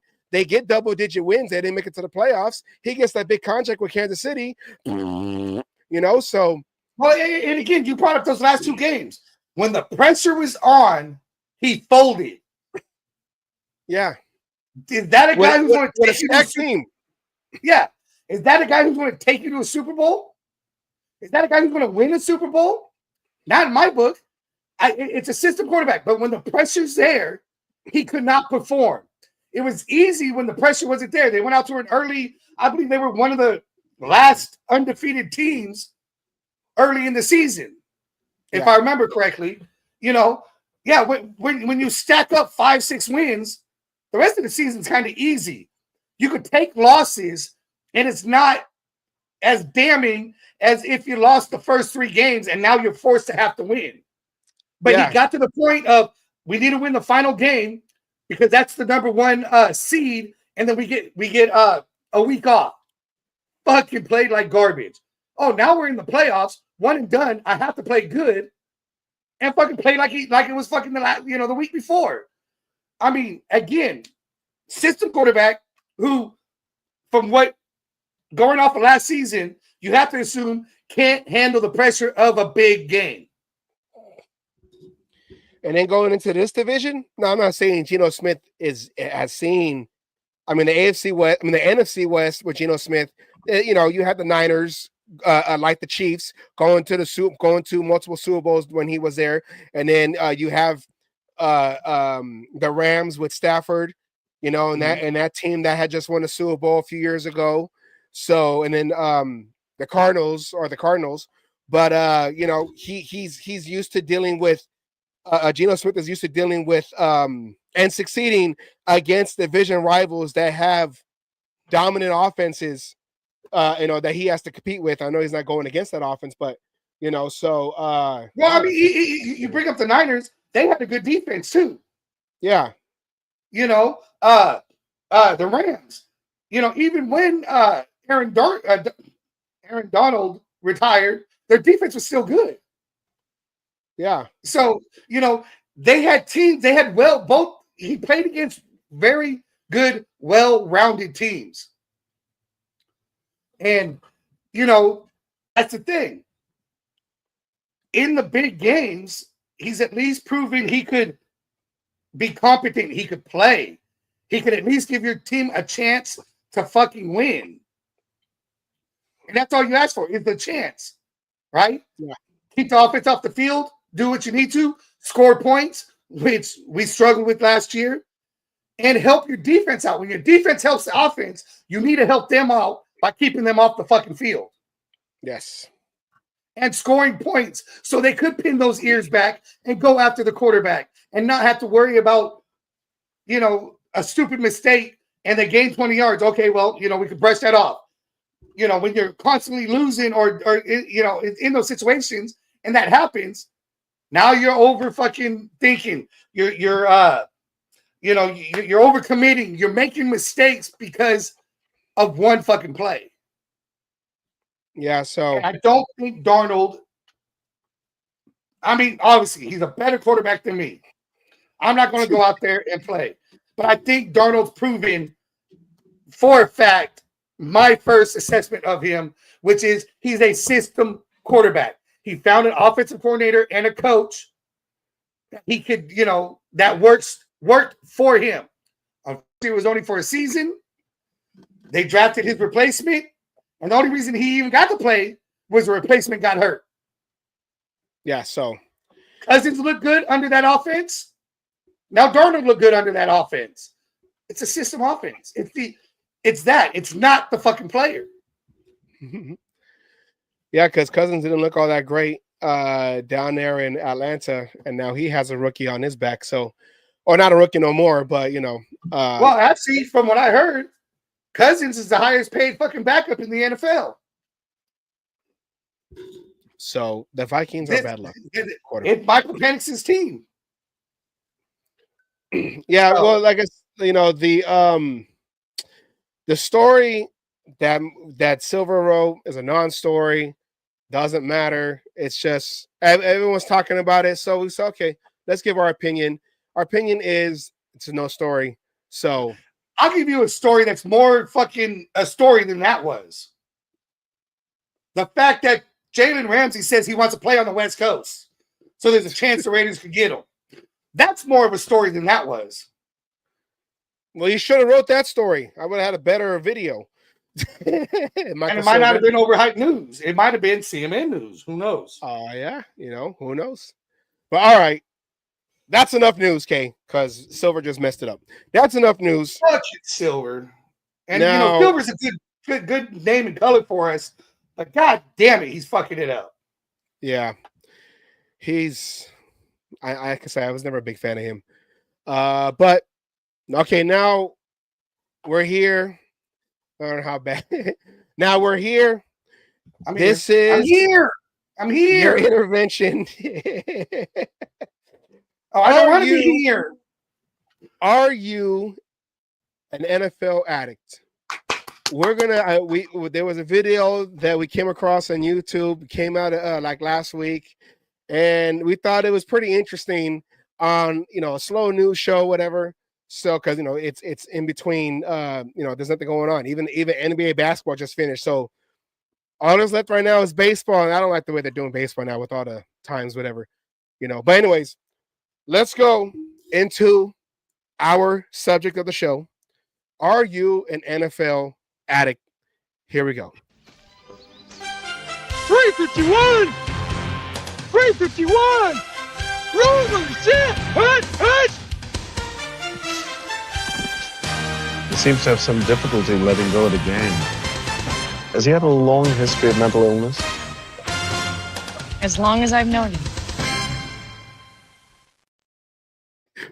Do you have NFL addiction? Now, this video was made by a guy named Troy Burt.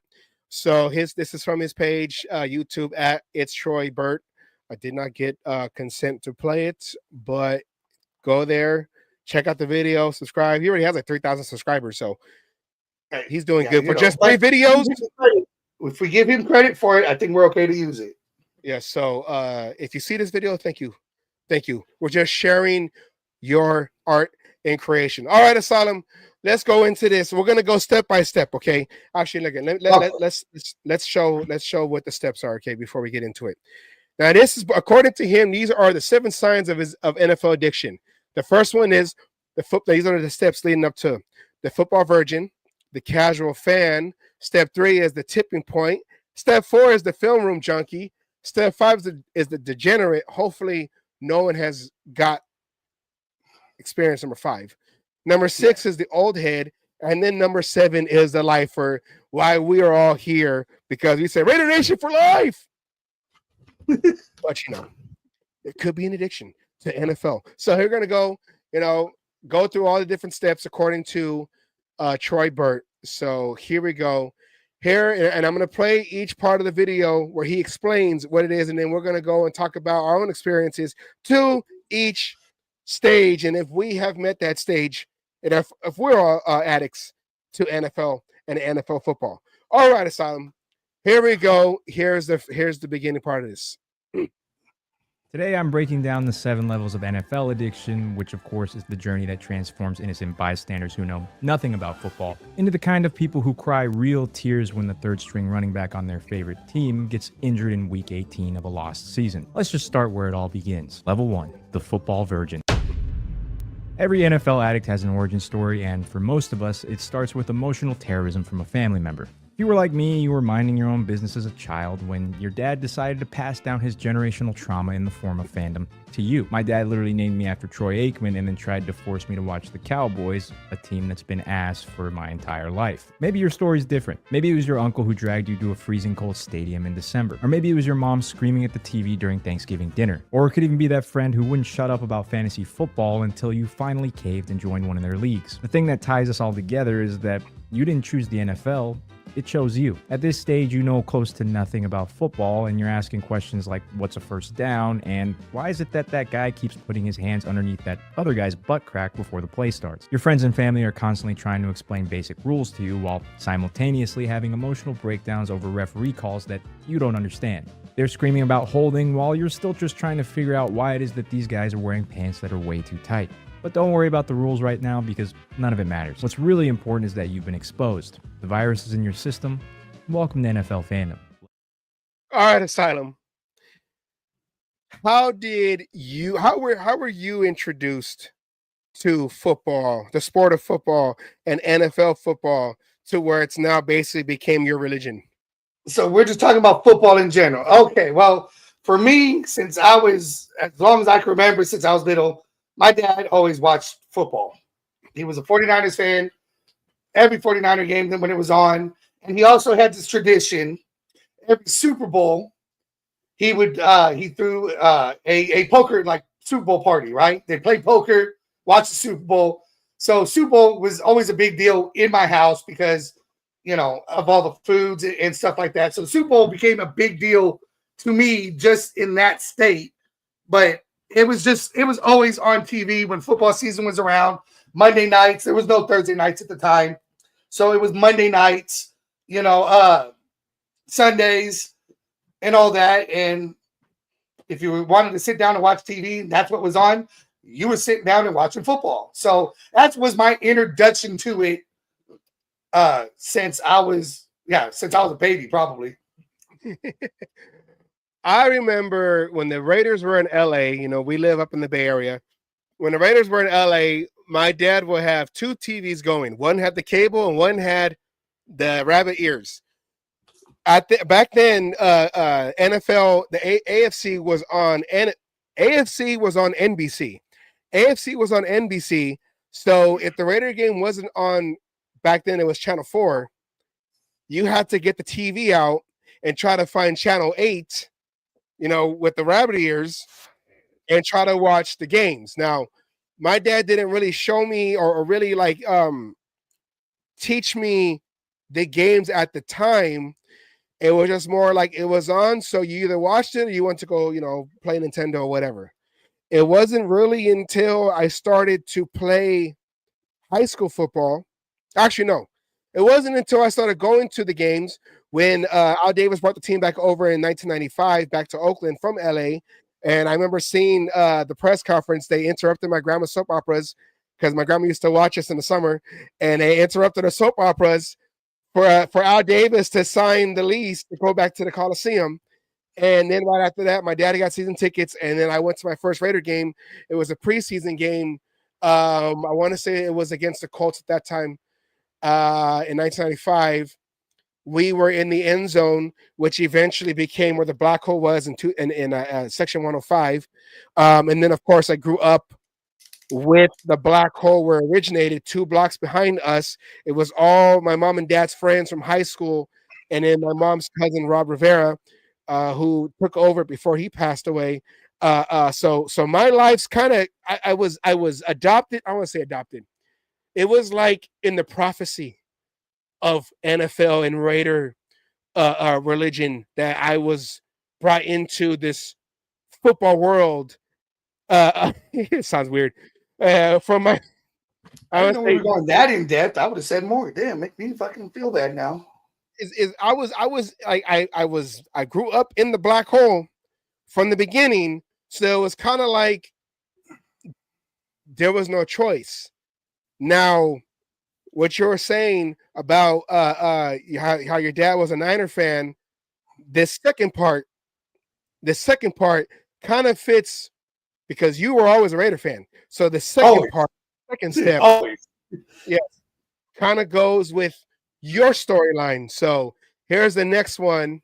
Let's come back here. Take this off. Here's the next one right here. Level 2, the casual fan.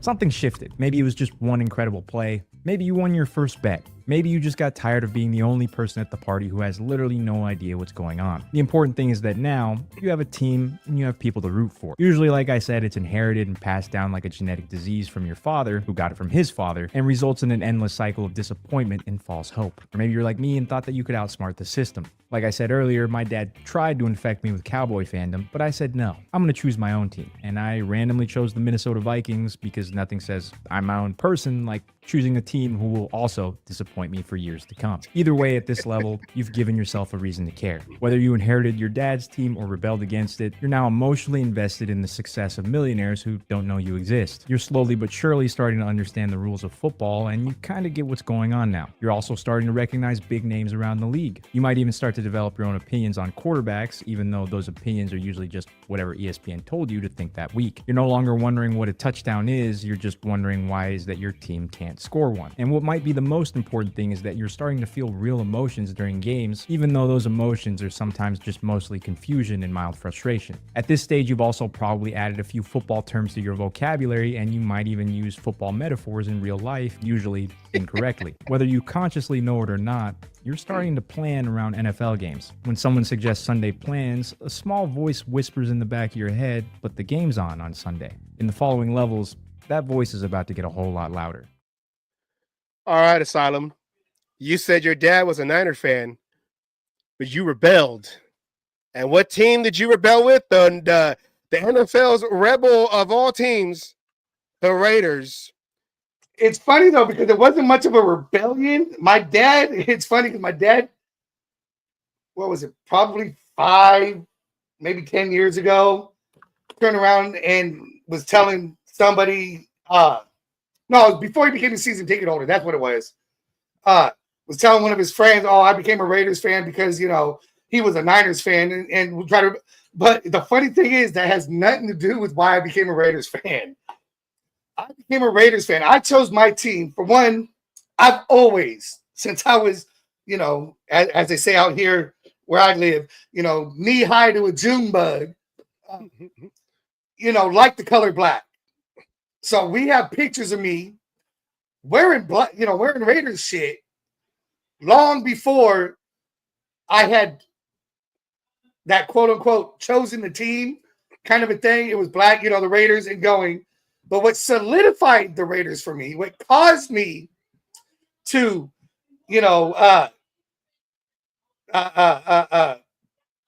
choose. I don't want to say choose. I'm trying to find the right.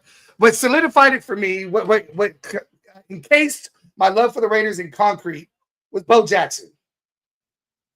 Right at the time, only guy playing, two sports going, and so for me, Bo Jackson, at that age, I idolized Bo Jackson, and it was like, well, Bo Jackson plays for the Raiders. I already have Raiders shit. I already wear black. I like the colors. I've already got Raiders shirts and stuff like that. So to me, it was a hands down easy choice. No, I wasn't trying to rebel against my dad because he was a Niners fan, or actually my whole family is Niners fans. I'm the oddball. My brother tries to claim whatever, but I think that's only because I'm a Raiders fan. I was literally the black sheep of the family when I chose my football team, and it really had nothing to do with rebelling. It was, I like the colors, I like the shield, and Bo Jackson played for the team. But nothing says black sheep more than being a silver and black sheep. Okay. Right? Going to the second step of this NFL addiction. Like I said, as I started playing high school football, I've been to a few games because I was 10 years old when the Raiders came back to Oakland. Started high school at 13, 14 years old in 1999, my first year playing organized football. And I played offensive line, but I want to say it was me playing football. So now I'm understanding the rules more, because the one rule that kind of threw me off before I started playing football was, what does unnecessary roughness mean if they're supposed to hit each other? How is it unnecessary? What does that even mean? He hit him really hard. How come he didn't get a flag for that? And you learn, like, oh no, it depends on, like, after the whistle and all that. Oh, okay, I get it now. Okay. When you play it and you do it and you get in trouble for it, now you start to learn the rules. What? You held? Hit a lap. What? You false started? Hit a lap. What? You did this? Hit a lap. Okay, so now I learned. Now I learned real fast. And at that time, the Raiders were starting to become, they had that run under John Gruden in 1999 where they ended up beating the Chiefs at the end of that season. We talked about that a few episodes ago.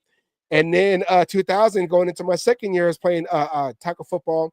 They went all the way to the championship game. They lost to the Ravens. And then, of course, there was the snow game in 2001. I was a junior. And then my senior year, we get to the Super Bowl. But right after that, and that's when I was really getting into stats and everything. But right after that is when they came out, a few years after, they came out with the Raider DVD of the complete history. And I used to watch that every single day before I went to college to get me fired up for whatever happens in the day. I only watch it from the beginning up until they won Super Bowl 18. After that, I stopped it because we all know what happens after that. I just wanted the glory years to hype me up for the rest of the day. And going to what he said about talking in code using football terminology, I still do that today, where I'd be all like, oh yeah, he basically did like a or like in measurements. Oh yeah, that's about like 50 yards. That's about 50 yards. Yeah, yeah. That's about 50 yards. Yeah, okay. When you're trying to do measurements and all that, and then the codes I want to say are X-rated, so I don't want to say it, but I used to use football plays. So anyways, anyways, yes, so I passed that casual fan. Now on to the next level. I'm already step 2. You're step 2 now. So okay, let's check step 3. on how much we are addicts to NFL football, Raider football. Here we go. Step 3. Level 3, the tipping point. Oh, level 3. This is where that casual fandom really starts to turn into full-blown addiction. There's no single moment, but suddenly you realize you've crossed a line that you can never come back from. For some, it starts with fantasy football. Just one league, you said to yourself. Now you're watching the 2 worst teams in the league play on Thursday Night Football because you need 7.3 points from your flex receiver. Or maybe is when you started playing the game yourself. I started playing Pop Warner at 10 years old, and suddenly football wasn't just something I watched, it was the only thing that I could think about. However you ended up getting to this tipping point, the symptoms are all the same. You're not just watching your team anymore, you're watching everyone. Red Zone on Sunday has become your new religion. You're starting to know the names of backup running backs on teams you couldn't even find on a map. You have opinions on offensive coordinators, and really, you don't even know what an offensive coordinator does. You no longer think of the week as Monday to Sunday. Your week now starts on Thursday because of Thursday Night Football, and ends after Monday Night Football, and Tuesday and Wednesday are just the days that stand between you and the next days of football. Your non-football friends have started to notice the changes in you as well. You check your phone constantly for injury updates, and you refer to professional athletes by their first name like you went to high school together. Not only does your week revolve around football, but you've started planning your entire life around the NFL schedule. A wedding during football season is absolutely not going to happen. And don't even think about asking about a vacation in October. Your calendar from late August to February is now sacred territory. What might be the most telling sign is that you're emotionally invested in games that have nothing to do with you or your favorite team. You're angry about a bad call in the Titans-Colts game. You have very strong feelings about the NFC South standings. You know what a football move is, and you'll definitely be arguing with strangers that Dez did make a football move and make that catch. Football is well on its way to becoming your entire personality, and there's no going back now. You're about to fall much, much deeper into this rabbit hole. Level 4. Wait. Let's go back. Okay, Asylum. That was level 3. Watching football every Sunday, everything is based around the NFL season. Are you at this level? I put step whatever. Are you at this level? Are you at level 3? Have you experienced level 3, or is this still you? I mean, come on, you know the answer to that. You know I'm at this fucking level. I mean, easily. I probably hit this level around the time they came back to Oakland, 95, maybe a little bit earlier, you know, when I really started watching and everything and going. And it was before 95 because I you know, again, watching the 49ers with my dad, that was kind of became a routine. Watching other football games, other teams, you know, Thursday Night Football, Monday Night Football, you know, you kind of knew it was on. It was just one of those. You're done with your homework. You're not, you know, you're done doing whatever with your friends and shit, you know, because you got to remember, I graduated in 96. So, you know, I'm in my high school years at this point, and it's just one of those things of, yeah, okay, football's on. Okay, I can sit here and watch this. And you watch just whatever was on, you know, learning, because, you know, you're learning at that point players you want on your team. Oh, hold on, free agencies? Hold on. We might have a chance to be able to get this guy. I hope we go for, yeah, so I'd say probably for me, this was probably around 1992, 93, somewhere around there. Yeah. See, back then, and even for me, like it is now where you have the internet and instant replays to go on YouTube and let me check this out, let me check that out. So you had to watch the games live. You had to watch the games when they came on. And then back then, you know, it was either you're going to watch the games on channel 2 or Fox, or you're going to watch the games on channel 5 when it became CBS or, you know, whatever. And you had to make sure. Or channel 7 first. Monday night, yeah, wasn't it? No, they were Monday Night Football. Yeah, 7 Monday nights. That's what I said. Yeah. But I'm talking about like on Sundays, you know. Oh, on Sunday, yeah. Yeah, and then Thursday Night Football, I think, came out at the end of the 90s, like 99, I think, yeah.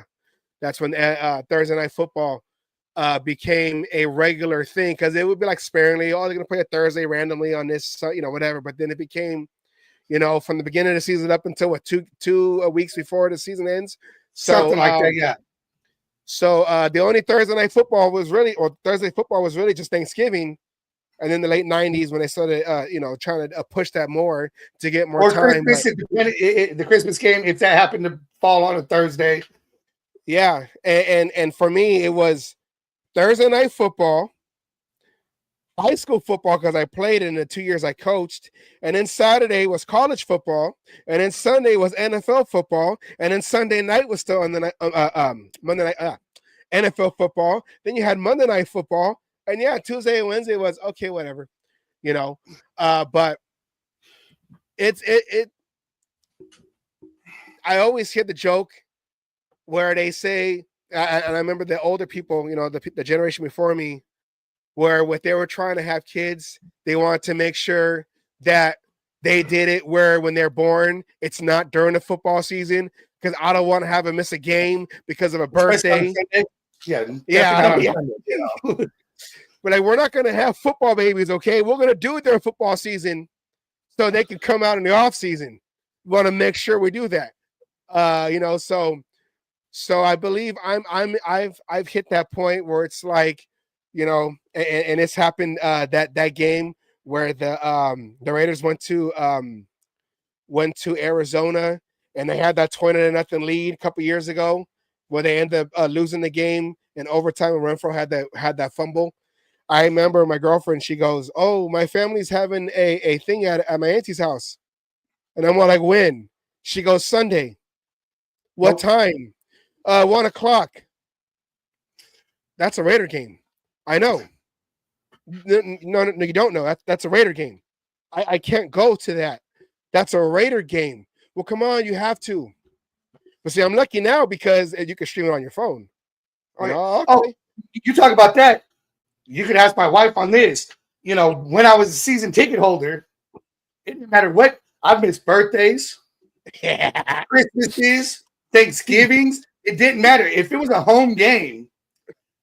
Yeah, no, it'd be. I'm not going to be here, right? Yeah. I mean, no, you got to show up. No, you know where to find me. This section, this seat right here. This is where I'm going to be. So yeah, I'm with you. You play. That schedule comes out. And you're like, okay, this. No, you got plans? No, you have plans that day. I don't. My plans are watching football. I use this cart, or how you say, I use this a lot. Not a lot, but I mean, the only time, or I guess the way I showed my love to my girlfriend was on that what we thought was going to be the last game of this, for the Raiders in Oakland, that Monday night game, that Christmas Eve game against the Broncos. I left in the second half because that was where they were having her Christmas party at her auntie's, and I left so I can meet her family for the first time. And that could have been the last game in Oakland. I got lucky there was one more season after in 2018, but I can use that card. Like, hey, remember that time when I thought it could have been the last game with the Raiders and I left to go meet? Yeah, so I can't go to the game. I mean, I can't go to your families because the Raider game, and remember that time when, so I don't think she's watching right now, so I'm going to use that now.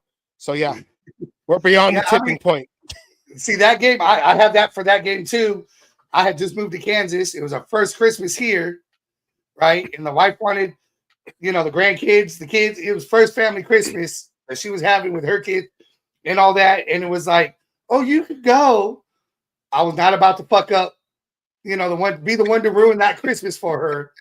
And thank God they had that second season, because she even knew that last game I was being at.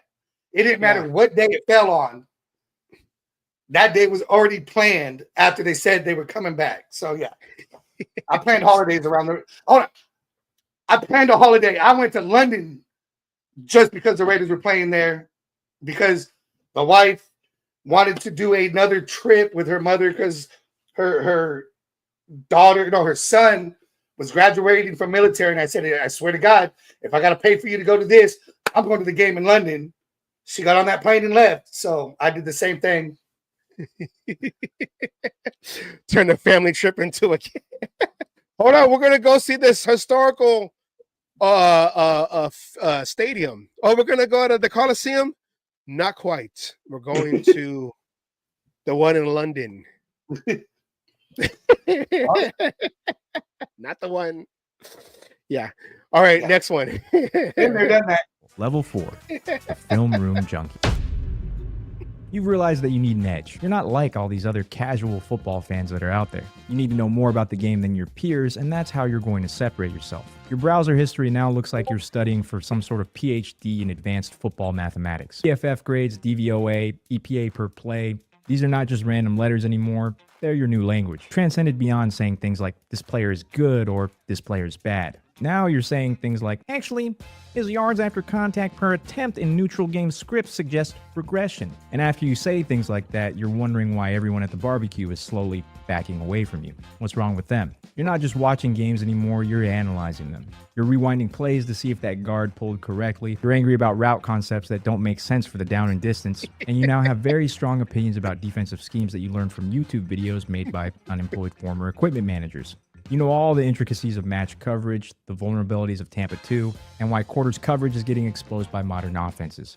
You're screaming things at the TV like, that's a smash concept, how did they not see that coming? While your girlfriend sits there and wonders where you learned this new language. Your social media feed is nothing but football analysts, beat reporters, and statistical breakdowns. You follow people who tweet things like the Cowboys are 7-2 when Dak's passer rating is over 95.3.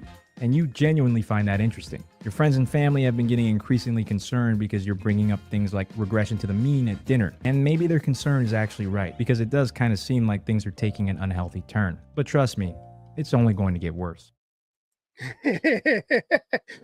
So how many times have you watched? And this is not even like preparing for the show.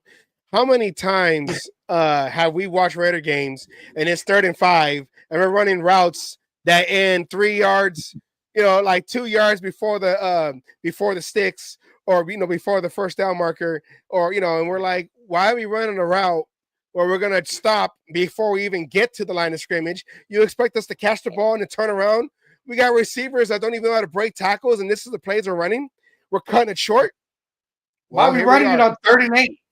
Why are we running on 3rd and 8? Why are we running on 3rd and 8? Oh yeah, I mean, we would. Yeah, I was just going to say. Obviously, we're at this step. You have a podcast. I mean, yeah. And how many people have podcasts? We're statistics. Even before that, I mean, you and me, if we weren't together watching the game, we were constantly on the fucking phone. What the fuck was they thinking? What the hell why didn't he see so-and-so wide open down the damn fucking field? That'd have been this. Why didn't he just, do a hook instead of a post pattern? He could have, yeah. And now we have to do it even more so because we have a podcast. Yeah. And that's, and like I said, this is now in our years now because we have the technology to look up things on the spot as we go and talk about our team and whatever. But I am Golden State. I am how do you say, a statistic to the statistics. I do have an account for like two stat websites, another account for another football website, so I can get all the numbers and all the, like he said, the tweets of, oh, when this guy does this, they are this record, and when this guy does that, they are this record. So I fall into that category. I was even back when being a season ticket holder, I would literally record the game, be at the game, watch the game, get home, and the first thing I would do is turn the game back on and rewatch it for all the little shit that you missed while you were in the stands. Yeah. It could be anything that caused you to miss it, right? You're too busy celebrating, just your angle of the seats. You want to make sure that was a fumble or whatever's going on. So, I mean, everyone be like, even now, people watch the podcast and will ask, how I was just at the game with you. How did you see all that shit? Do you go home and rewatch the game? Yeah, actually, I do. Or how about that time when you missed that long run by Terrell Pryor? You got to bring that one up. And all you heard was the people in the stands cheering, and you just got into the stadium, not because of you, but I guarantee it wasn't because of me, but god damn was I pissed. I was pissed. Hey, me and Chat GHP. play. It was first drive. I know that, but it was first or second play of the fucking game. I think it was the first play. And I'm trying to fucking make it through the crowd to get to my seat. And all of a sudden, I'm in the tunnel hearing, "Ah!" The fuck did I just miss? Oh yeah, the good old bad old times. Yes, I remember those days. I would go to games and then you watch. But see, it's like if they win, okay, yeah, I can watch. It's enjoyable. Let me watch this win again. If they lose, I don't. It depends. Like if for the podcast, I would. But when I record it and they lose, I don't want to watch this again because I know why they messed up. I know why they messed up. Yeah, I mean that's true, but I still had to go. I had to get those little bits of information. That little bit, watching I knew it was the offensive line. I knew it was the defense. Well, now I need to know where on the defense we kept fucking failing, because the nice thing is when you're at home watching it, pause and rewind. You can't do that when you're live. Yeah. So I was religious. I mean, everybody in my house knew. The minute I got home from the football game, I'm sitting down. You're done watching whatever the hell you was watching because I'm putting the game back on. Well, you are more of the junkie, but that they lose. I mean, now, like I said, now I gotta watch it again if they lose because we're putting the show together. So we gotta know what we're talking about and why things are wrong. But before the broadcast, I'm all like, and I'm saying cussing out players and the coaching and Czech Bresnahan garbage a second time. Anyways, I remember those days and Gunther garbage, whatever. Anyways, next one right here. Level 5, the degenerate. This is where things start to get a little dark. You decided that you were going to put all of that football knowledge that you accumulated in past levels to good use. You're going to use it to make money. You've got multiple fantasy leagues, each with buy-ins that seemed pretty reasonable at the time. You're in a big money dynasty league that requires year-round attention. You're setting DFS lineups every Sunday, and you're convinced that this Sunday will be the one that you win big. And we cannot forget that you've got sports betting apps sending you deposit match bonuses that feel like free money, but somehow never are. Despite all the film study and all of the advanced stats, you're still chasing that high from that parlay that you hit that one time. The one that you tell everybody about, $10 bet that you turned into $850. What you don't tell everybody is that you lost $8,500 trying to repeat it.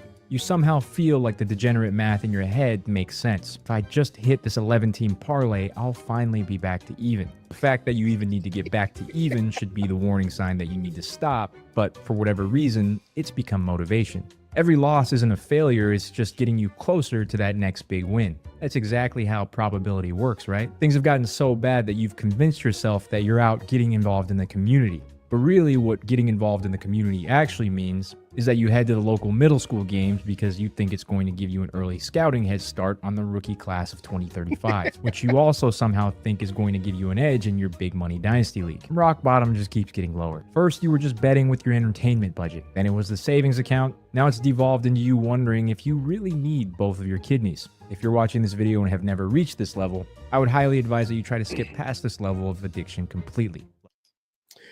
Okay, now a lot of us, we do play fantasy football, and 90% of those leagues are paid leagues. Now, a lot of those leagues, people put in the beginning of the season, probably more than they can afford. I think the league that I've been in the last couple of years has started at 50, and now it's at 100. I don't know what they're going to try to do this year, but and you're like, okay, $100, okay, and I can win whatever, depending on how many teams there are in the league. Okay, but the parlays, my mom's job a long time ago. They used to do the football pools, and I think at that time, you had to. I think it was whoever won the most games, the way they had their rules. Yeah. It went out. Well, the ones that I did went off of wins, and then if there happened to be a tie, the Monday night game was the tiebreaker, which came to the point of you even had to put a score because if you both chose the same team that won, the closest score was the one that broke the tie. Well, this is when I started learning about spreads. I'm like, what do you mean I lost this game? The team won. Yeah, but they didn't cover the points. What do you mean cover the points? You see that +4? Yeah, they didn't get. And I'm all like, oh, okay. So I didn't win. No, you didn't win. And my mom would get so she'll get the pool, you know, and this one you pick every single team. And of course, you know, and then the parlay is how many teams you get to whatever. But my mom would get me one. So she'll front the money. Okay, I'll put the $10 for you. But if you win, I'm getting my cut. Okay, I'll fine. And I won a couple of weeks. So I was pretty good. I won a couple of weeks. And the ones I lost it by 1. I lost it by 2. Someone got lucky on that Monday night game, like you said, the deciding factor. So yeah. I'm not hardcore like with the DraftKings and all that. Yeah. But with the fantasy, you know, you get the more leagues you play, that's the more money you put in. I've been there before. Asylum. Are you a victim to, which I should have put the thing up. Are you a victim to number 5, the degenerate? Unfortunately, I'm still a degenerate at times. I mean, we do the fucking, like you said, the fantasy football leagues, the ones you buy in. I mean, I think there's always got to be at least one you're in, right? You may be in 5 leagues, a couple of them are free, but you always got that one for the money, and you pay attention to that one more. That's the one that matters. Everything else is just practice and see. But that one goes. But then I've done, like you said, the little, you know, I've done all kinds of different ways of gambling on this one. You know, the whole, like the one you said, I was in one at a job they had where basically you picked a new team every 4 weeks, I think it was. But the goal was your team that you had to score 33 points. If your team scored 33 points, you won the pot. And the pot grew every week. But they kept track of it because at the end of the season, if the pot wasn't won, the person with the most wins, which, you know, your team won, but it was more random because you had to draw, you know, names. So you never, you get pissed if you got like the fucking, what the fuck you mean I got the quotes? They scored 12 goddamn points. But I also have this little habit. The Browns has another one. But I have this habit. I love to bet on games. I got this thing where somebody wants to talk some shit. You want to put money where your mouth is? I'll bet on this game. And the one thing I never do, not once in my life have I ever done this, and nor will I, is ever bet against the Raiders. Yeah, exactly. I stopped betting on the Raiders because I felt like I was bad luck. I'm like, you know what? I don't need to win money for my team. I want them to win, so I'll be moral, and I don't. The only time the one when we used to do those team pool, the NFL pools in my mom's job, I would always bet against the Niners, but there were a few times I'm all like, I know they're gonna win. Okay, I'll bet on the Niners, but I'm betting for the other team to lose for the money. I've done those when there was that, or betting, with the Chiefs. You kind of like, fuck. I don't want to do this, but I got to win the money. So, I'm going to have to say that they're going to win this game. It hurts me to mark them for the win, but I'm going to have to do it because the win's more important. Yeah, the money's more important. I can't get my money back because the last 6 weeks I haven't won shit. I'm not going to tell nobody that I went for the Chiefs. No. Yeah. See, I tell everybody, I'm not rooting for the Chiefs to win. I'm just rooting for the other team to lose. Yes. Okay. Well, if anybody, this is also an intervention. If you are a gambler, if you are a gambler, 1-800-GAMBLER, go there, talk to somebody. It's not. It's a problem. Gamble responsibly. Gamble responsibly. If you don't have the money, and I've done this a lot, I'm an advocate for this one. Really, if I don't have the money, I've had people come up. I'll bet you $300. I ain't got $300 to lose. I'll bet you 20 though. And and go. Oh, you're not a real. No, dude. I'm just gamble responsibly because it can fucking ruin you or your family. And if you have a problem, call 1-800-GAMBLERS. Whatever. Get the help that you need because it can get ugly. Unfortunately, the Raiders reside now in Las Vegas, so you are set up to fail. No, I'm joking. All right, yes. Here we go. Number 6, Asylum. We got 2 more left. Number 6. Here is level 6. of your NFL Level addiction. 6, the old head. I want to be really clear here. This is the old head level, but it's not reserved for people who are old. This is just the level that you develop old head mentality. Maybe it was the pain of your team's 5th straight losing season in a row. Maybe it was watching the refs gift wrap another game to that one quarterback who you hate, who must not be named. Or maybe it's all that money you lost in level 5. Whatever it was, you've developed a hatred for everything about the modern NFL, despite the fact that you watch every single game. The game is soft, the players are pampered, and back in your day, which was like 5 years ago, football was football. You spend the majority of your Sundays complaining about things that are going on in the game now. Every flag that you see is proof that the league is rigged. Every rule change is ruining the sport. And you've said that the NFL is becoming flag football at least 47 times this season. Maybe best of all, you've become some sort of referee conspiracy theorist. If we look through your camera roll, you have screenshots saved of holding calls that were never called. And you've taken it upon yourself to use those screenshots on Twitter to break down how the NFL is scripted for ratings. Roger Goodell is your personal enemy number 1. Your spine quivers anytime his name is mentioned, and you're fully convinced that he has it out for your team specifically. You complain about player safety while simultaneously complaining that players get injured too much. You want hitting, but not too much hitting. You also want offense, but not too much offense. Your friends won't even watch football games with you now because all you do is spend 3 hours explaining why everything sucks, all while never looking away from the screen. You've kind of just become the football equivalent of the bitter ex who can't stop talking about their former relationship. And you're now trapped in a toxic relationship with an organization that does not care if you live or die. All right, Asylum. We do a show here, this podcast, and for those who are dedicated watchers and been here from the beginning, everything that this level has said is basically the cage match, and maybe the cage match viewer or regular viewer. We should put a viewer discretion is advised because we are the old heads, and he had the foil hat. I'm going to say we're the old heads to an extent. To an extent. Some of what he said we don't necessarily do. I mean, I'm all for the harder hitting and going back to letting football be football. But, I don't complain about, I don't want him to hit. So, I want the old school shit. So some of it is, majority of what he said is true with a few caveats that he's a little wrong on. Just saying. But for the most part, he described the show when we talk about back in the day, which was in Oakland, which was about 5 years ago. We talked about how everything. We go a lot further than 5 years ago. Yeah.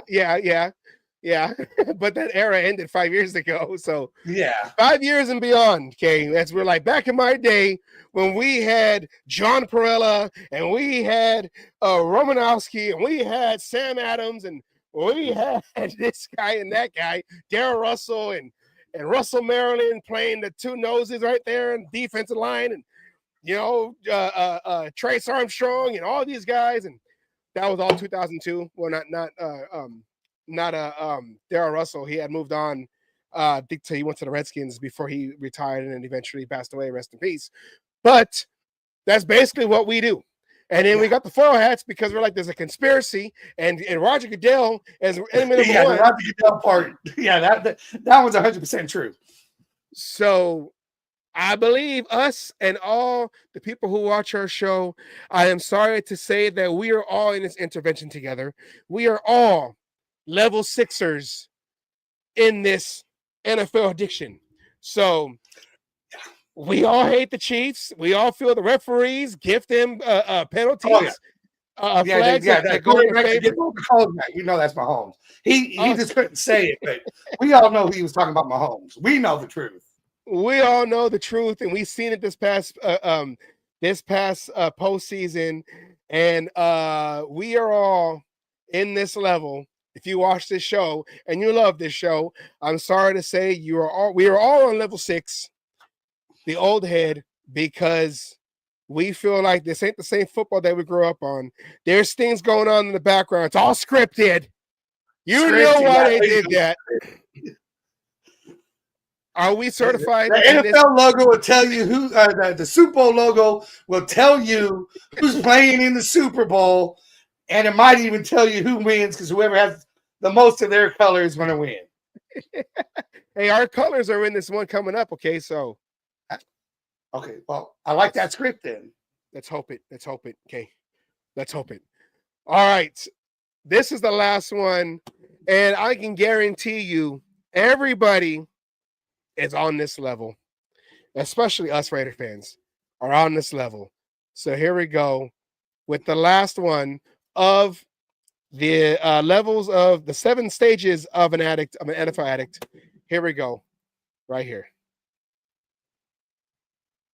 Level 7, the lifer. This isn't enlightenment, it's not transcendence, it's just acceptance.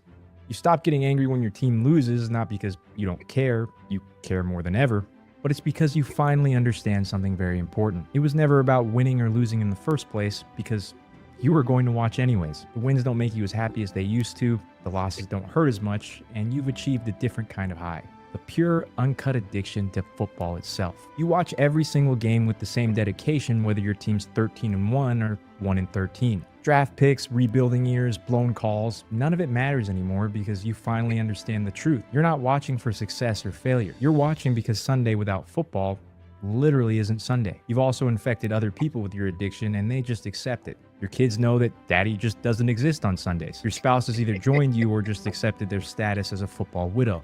And of course, if you have kids, you've created a new generation of future addicts, passing down your team allegiance like a family heirloom. All of the big events in your life are somehow measured in football seasons. Someone brings up the year 2019 and you just say, that was the year that we went 4-12. Or you might say, oh, you had a baby in January? That was during our playoff run. You can remember every starting quarterback that your team's had for the past 20 years, but somehow you end up forgetting your own anniversary. You're at peace being a hopeless football addict because what else would you even be? This is who you are now, a lifer. And honestly, you wouldn't have it any other way. Welcome to the final level where winning and losing don't matter anymore. Only football matters. You'll be here forever, watching every snap, and you finally stop pretending otherwise. And yeah, that's the 7 levels of NFL addiction. I'm going to disagree with one statement he had in there. The loss is still hurt. The losses still hurt, and they hurt bad, and the wins are just as fucking glorious. That's the only part I have to disagree with what he said. I agree with you. I'm you know, we've done we've seen so many losing seasons the last 2 decades, and it's the ones I think we're more able to mask it better. You know, if they like you completely get ran out the stadium, you're just like, and you sit there, and your family knows. Oh man, they just scored on the Raiders again. Oh man, don't talk to him. Don't talk to him. Don't talk to him. Don't talk to him. Don't talk to him. Hey, we're gonna go and go to leave you alone. Okay, and you just like. You sit there just say, yeah. And they win, or because Raiders, it's been a while, probably, I mean, of course, last season was garbage. And outside of the 63-21 victory against the Chargers 2 years ago, but for the most part, it's always we're winning, but I don't trust it. Fourth quarter, you're just over here like this, and you're just kind of like, you know, we got the ball. Hey, that Christmas Day game, I was pretty confident we were winning that game. And you know, I remember that when that was the interception. That was me. I'm gonna say that was me, but I was there, and you know, there was a little bit of alcohol involved, and I was talking a lot of shit. So you know, but I was pretty confident after those 2 touchdowns in what was it, 7 seconds. I was pretty confident we were winning that game. I'm just saying, but I agree with the Heidi game where they had scored 2 touchdowns in 8 seconds. Oh, beat the record. And yeah, and you know, when they win, you're like, yeah, but you know what? The problem is that my stepson learned new words, new colorful words because me watching the Raiders. And I have to really watch what I say. I'm all like, God, what the fizzle, my nizzle, gosh darn, Jeopardy, Jackrabbit, son of a God. I was never that way, but I have scared people watching games Because, when you're sitting there just going, and then you jump up and will say, "Run, you stupid son of a bitch, run!" at the top of your lungs, out of nowhere. People who've never watched a game with you tend to get a little scared at you. Yeah, we don't have any holiday games. Yeah, I know. That's because they're scared we're going to win them. Yeah, we only have, no, we don't. But we have, 3 primetime games this year, though? Yeah, we only had like one last year, kind of. Oh, the Monday night game. And then Black Friday in the afternoon. We had the Black Friday game.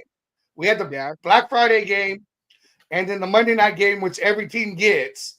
But this year, we have actually legitimate primetime games. Yeah. And, looking at this list of all the 7 signs of addiction, it's like the circle of life because it starts all over.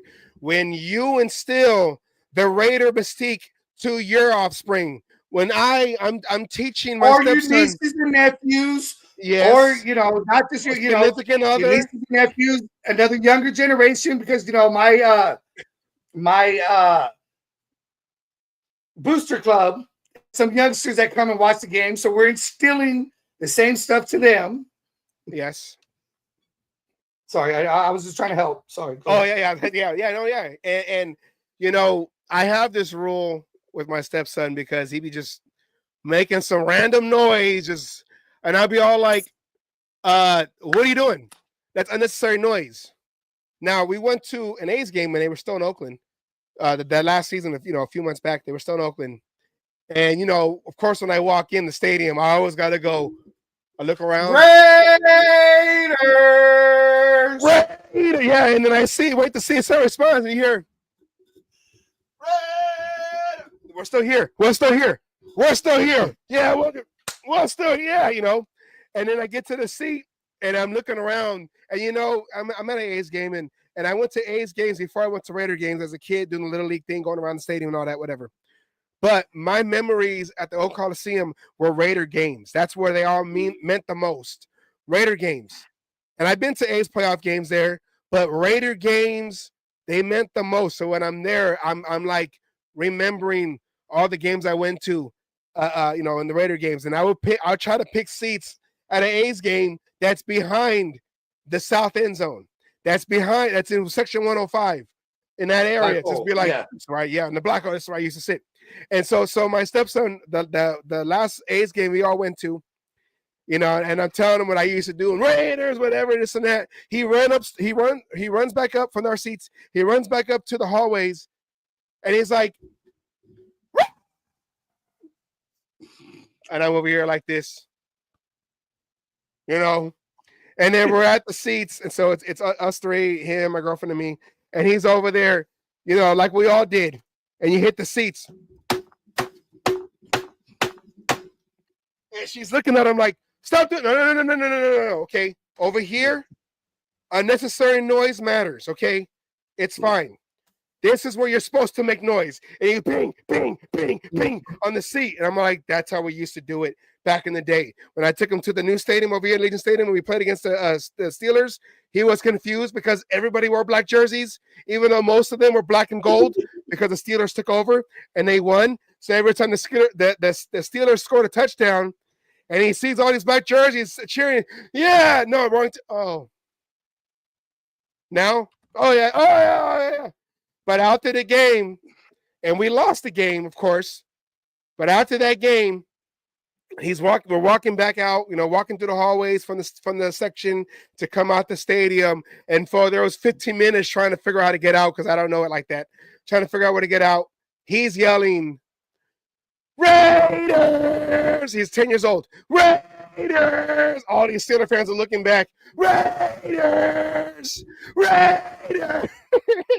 And I'm all like, Raiders! So that's one of the biggest things I miss. And I haven't even been to the new stadium.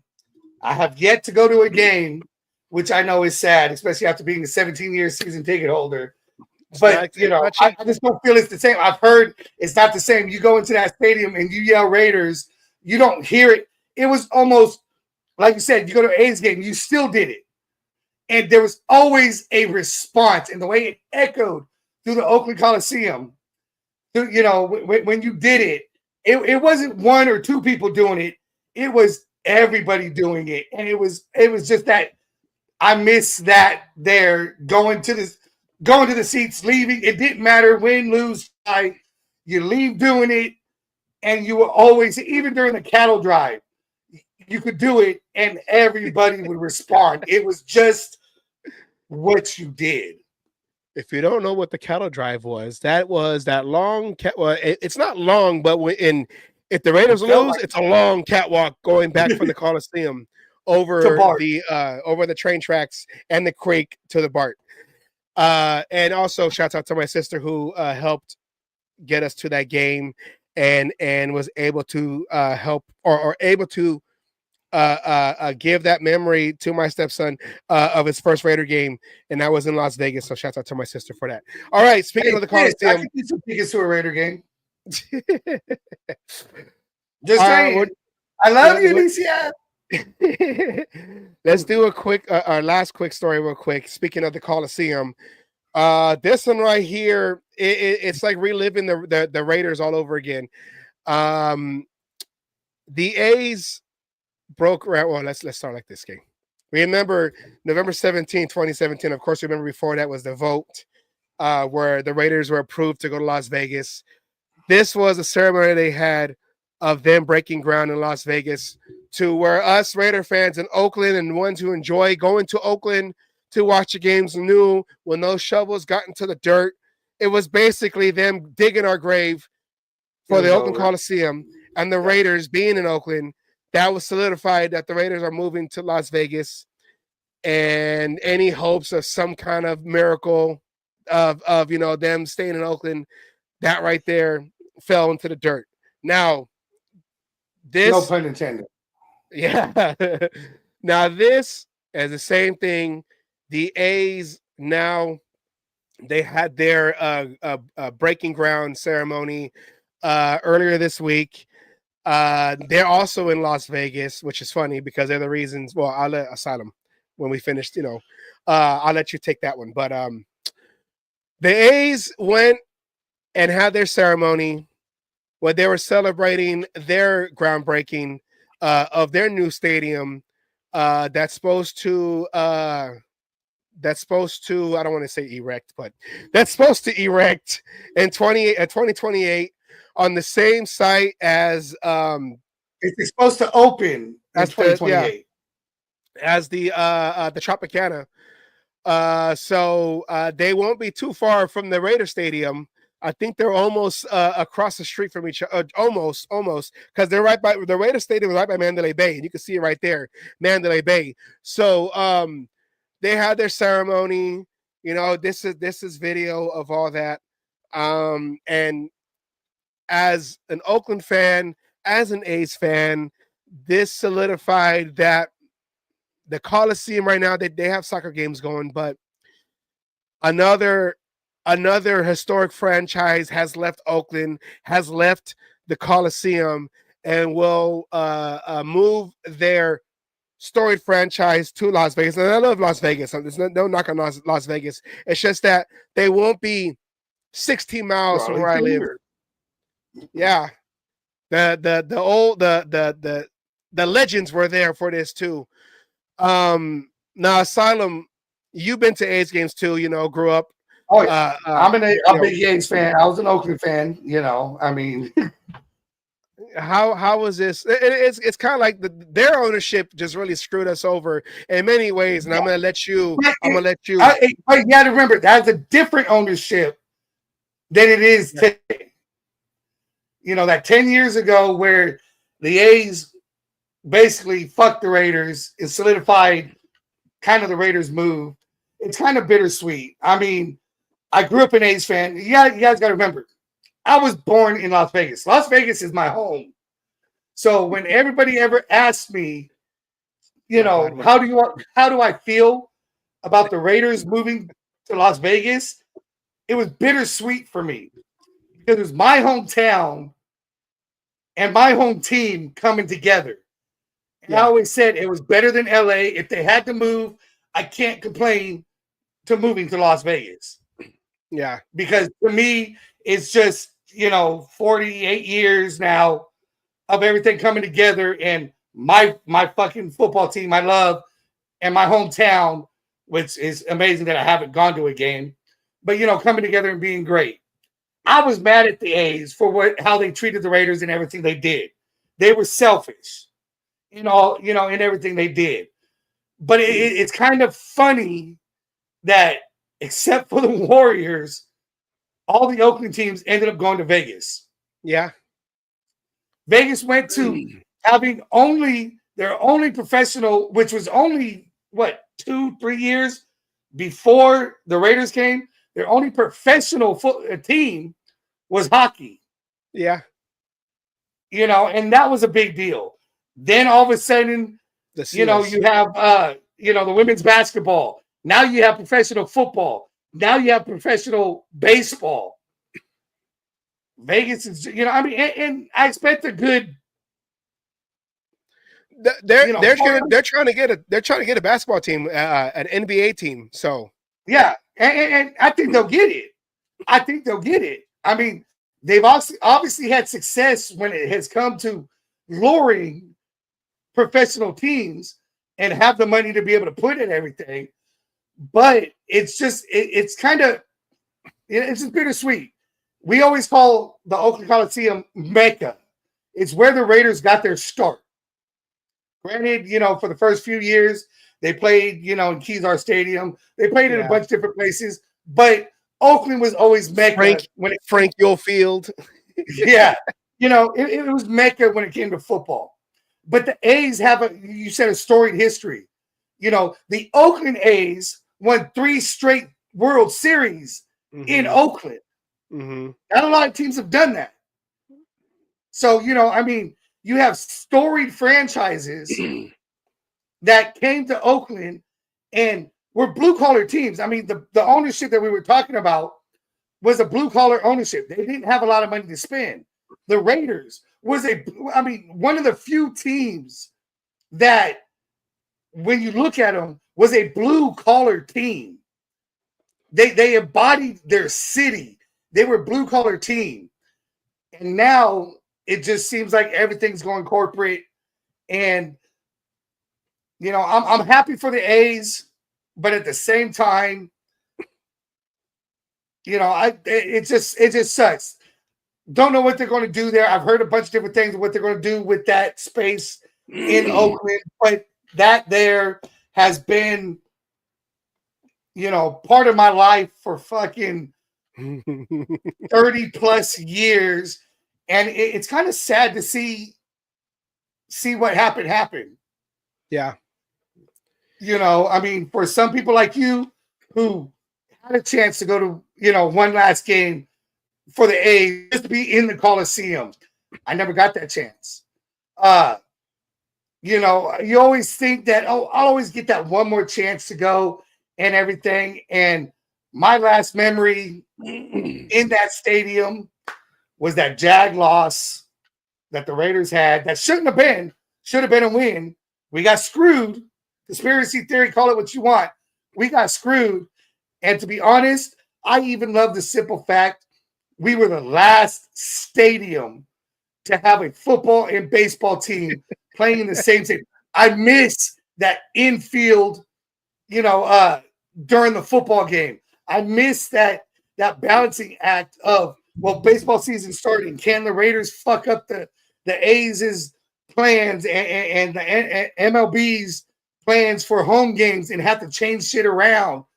I miss all that. Oakland had Oakland Coliseum had a lot of history happening in it. It really did. Yeah, I remember that one when the A's playoff game went into extra innings.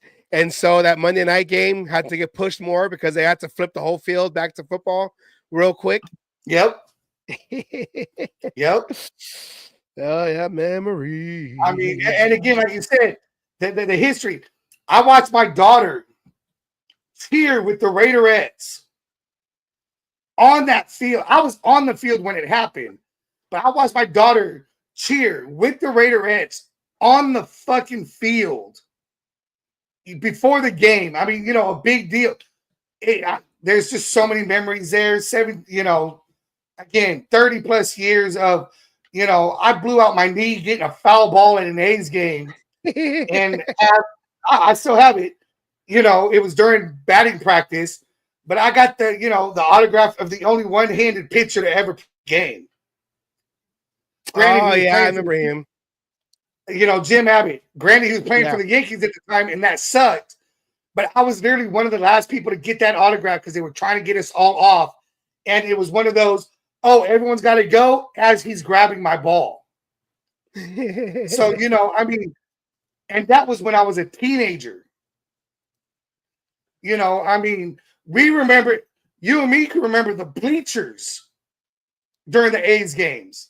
Yeah. Before the Raiders came back. Yeah. Before Mount Davis, Raiders came back. Back when you sat on hot aluminum to watch a baseball game. And the seats were orange. Yeah. In fact, Angels in the Outfield was filmed at the Coliseum.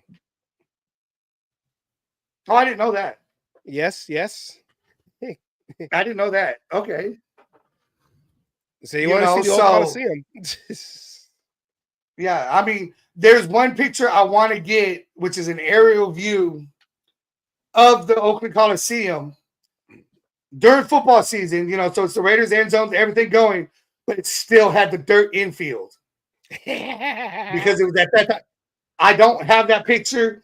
I want to get a big picture, canvas, all that shit.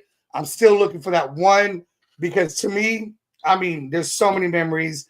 It's going to be sad. I might even shed a tear when I hear they finally start tearing down that fucking stadium. Yeah, I hope not. And I know there's a lot of like the old school Niner fans had to deal with that with Candlestick when the Niners went down at Great America and they tore down that because that was historical for their franchise. I don't want to see that happening because I would drive past that on the 880 and I would always say that's my church right there because every Sunday morning we spent the end of the year over there. And then me, like I said, starting with the growing up with the Black Hole, it was ritual, then the 94, my dad played music at the Hilton, which they are now dismantling, tearing down. So it's hard because and it's you never expect when your team moves and the Raiders, are used to moving, Oakland to LA to Oakland out to Las Vegas. Now they got a permanent home. The A's too. Yeah. The A's too. People forget about that. I don't remember where they were before Kansas City, but they were somewhere before in New York, right? Or right? Yeah, that's what I thought. Yeah. Yeah. So New York to Kansas City to Oakland, now to Vegas. Yeah. And it's one of those things of, when they won their first championship, they were the Kansas City A's. No. So I think they won them with Connie Mack when they were back in when they were in the East Coast of New York. I want to say New York. Was it okay? I thought it was the Kansas City. Anyways, A's have won championships basically wherever they've been. Yeah. So I guess we're going to expect one in Vegas. The Raiders need to be the first team to bring a championship to 3 different cities. We were the first team to bring it to 2 different cities until the Rams decided to jump on that bandwagon. So we need to be the first. We need to be the first team to bring it to 3 different cities. But at the same time, there's so much history, and that's why we do the cage match, is so we don't forget the history. History is a big part of any franchise, good or bad. It's the history of any franchise. Unless you're the current Cleveland Browns. Well, no, the Whose current history Cleveland is it? Browns. There is no history with the current Cleveland Browns. Because they became the Ravens and decided to win a championship then. I mean, at least that's how we're going to go. At least we're not an expansion team. Yeah. And to be honest, I don't want to see another football team in Oakland. I don't want to see another baseball team in Oakland. I think it's just time. Shut all that down. But let's not forget our history of these storied franchises, regardless of where they go. Remember your history. Remember the good times you had, when they were at the top, at the bottom, because every franchise has gone through those. No franchise has ever stayed on the top forever. Yeah. And, let's just keep that history alive, because without it, what do you really have? Yeah, and with the A's breaking ground, but they still need a stadium. They're playing over there at Sacramento in a AAA field. It's breaking news. Raider games will have a baseball field in the middle. I'm just joking. I'm just joking. And I'm telling you, I miss that though. I mean, that gave us. I mean, what people don't understand about what you're seeing here, when it was in Oakland, right? It gave the advantage to the Raiders because people hated being tackled on the dirt field. Kickers hated kicking off that infield. And then when it came to baseball, it was a pitcher's park. The foul territory being so fucking big. How many times did you see spectacular, pitchers get themselves out of situations because of a foul ball that would normally be, 20 rows deep.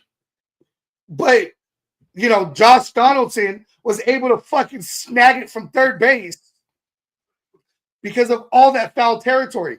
We're missing, everyone loves offense, baseball, football, whatever it goes. Offense, they want to see high scores.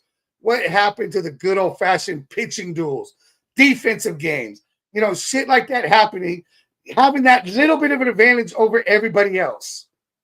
A home game meant something in Oakland, whether it was baseball or it was football. Now, I kind of see the A's situation being the Raiders situation.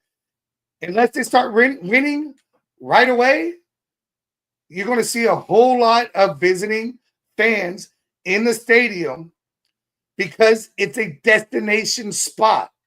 It's a holiday. Everybody can go, and I'm going to go to the game, but I'm going to spend a week here or 4 days because I could plan it as a holiday and go. And that's the only sad part about being in Vegas.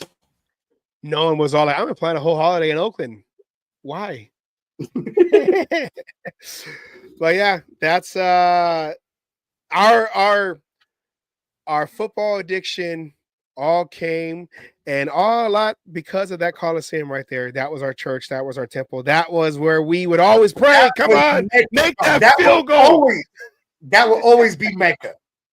Yes. So we want to thank everybody for watching our show and enjoying our show, and Jason Downs for changing his icon twice during the show to our faces. Appreciate that.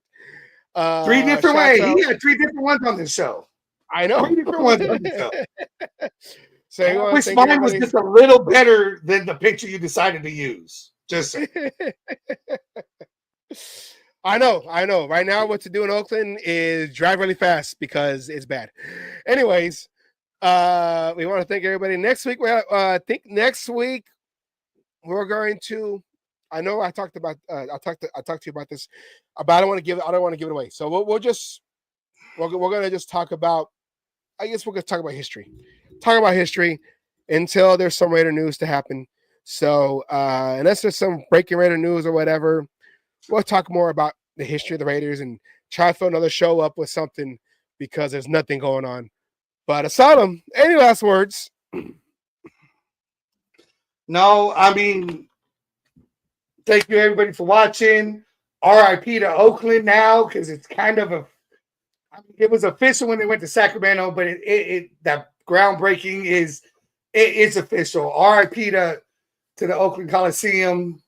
I have great memories there. Have great memories with you and a bunch of other people, and those are going to be things that can never be taken away. Yes. Us NFL Raider addicts we started because of that Coliseum. And the bar walk from the bar station to the Coliseum. cattle walk. The cattle walk. The cattle walk. That's where it all started and ended each Sunday at a home game. So thank you, everybody. Appreciate you.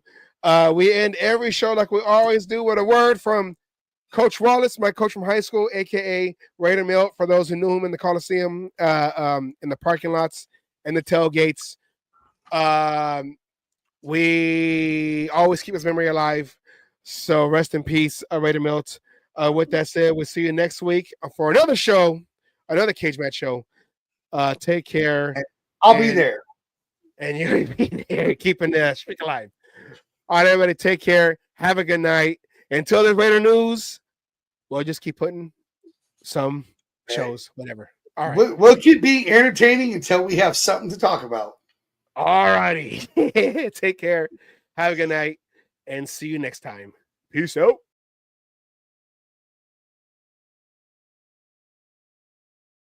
All you other NFL teams, your tailgates are weak. Your teams are weak. We might be down right now, but it doesn't take away the history. And all you Raiders out there need to know your fucking history of who the fuck you playing for and where the fuck you're playing. Damn it. Oh, and by the way, I won my last cage fight. Again, I'm still undefeated. And you NFL motherfuckers out there that you think you want some, come on and get some anytime.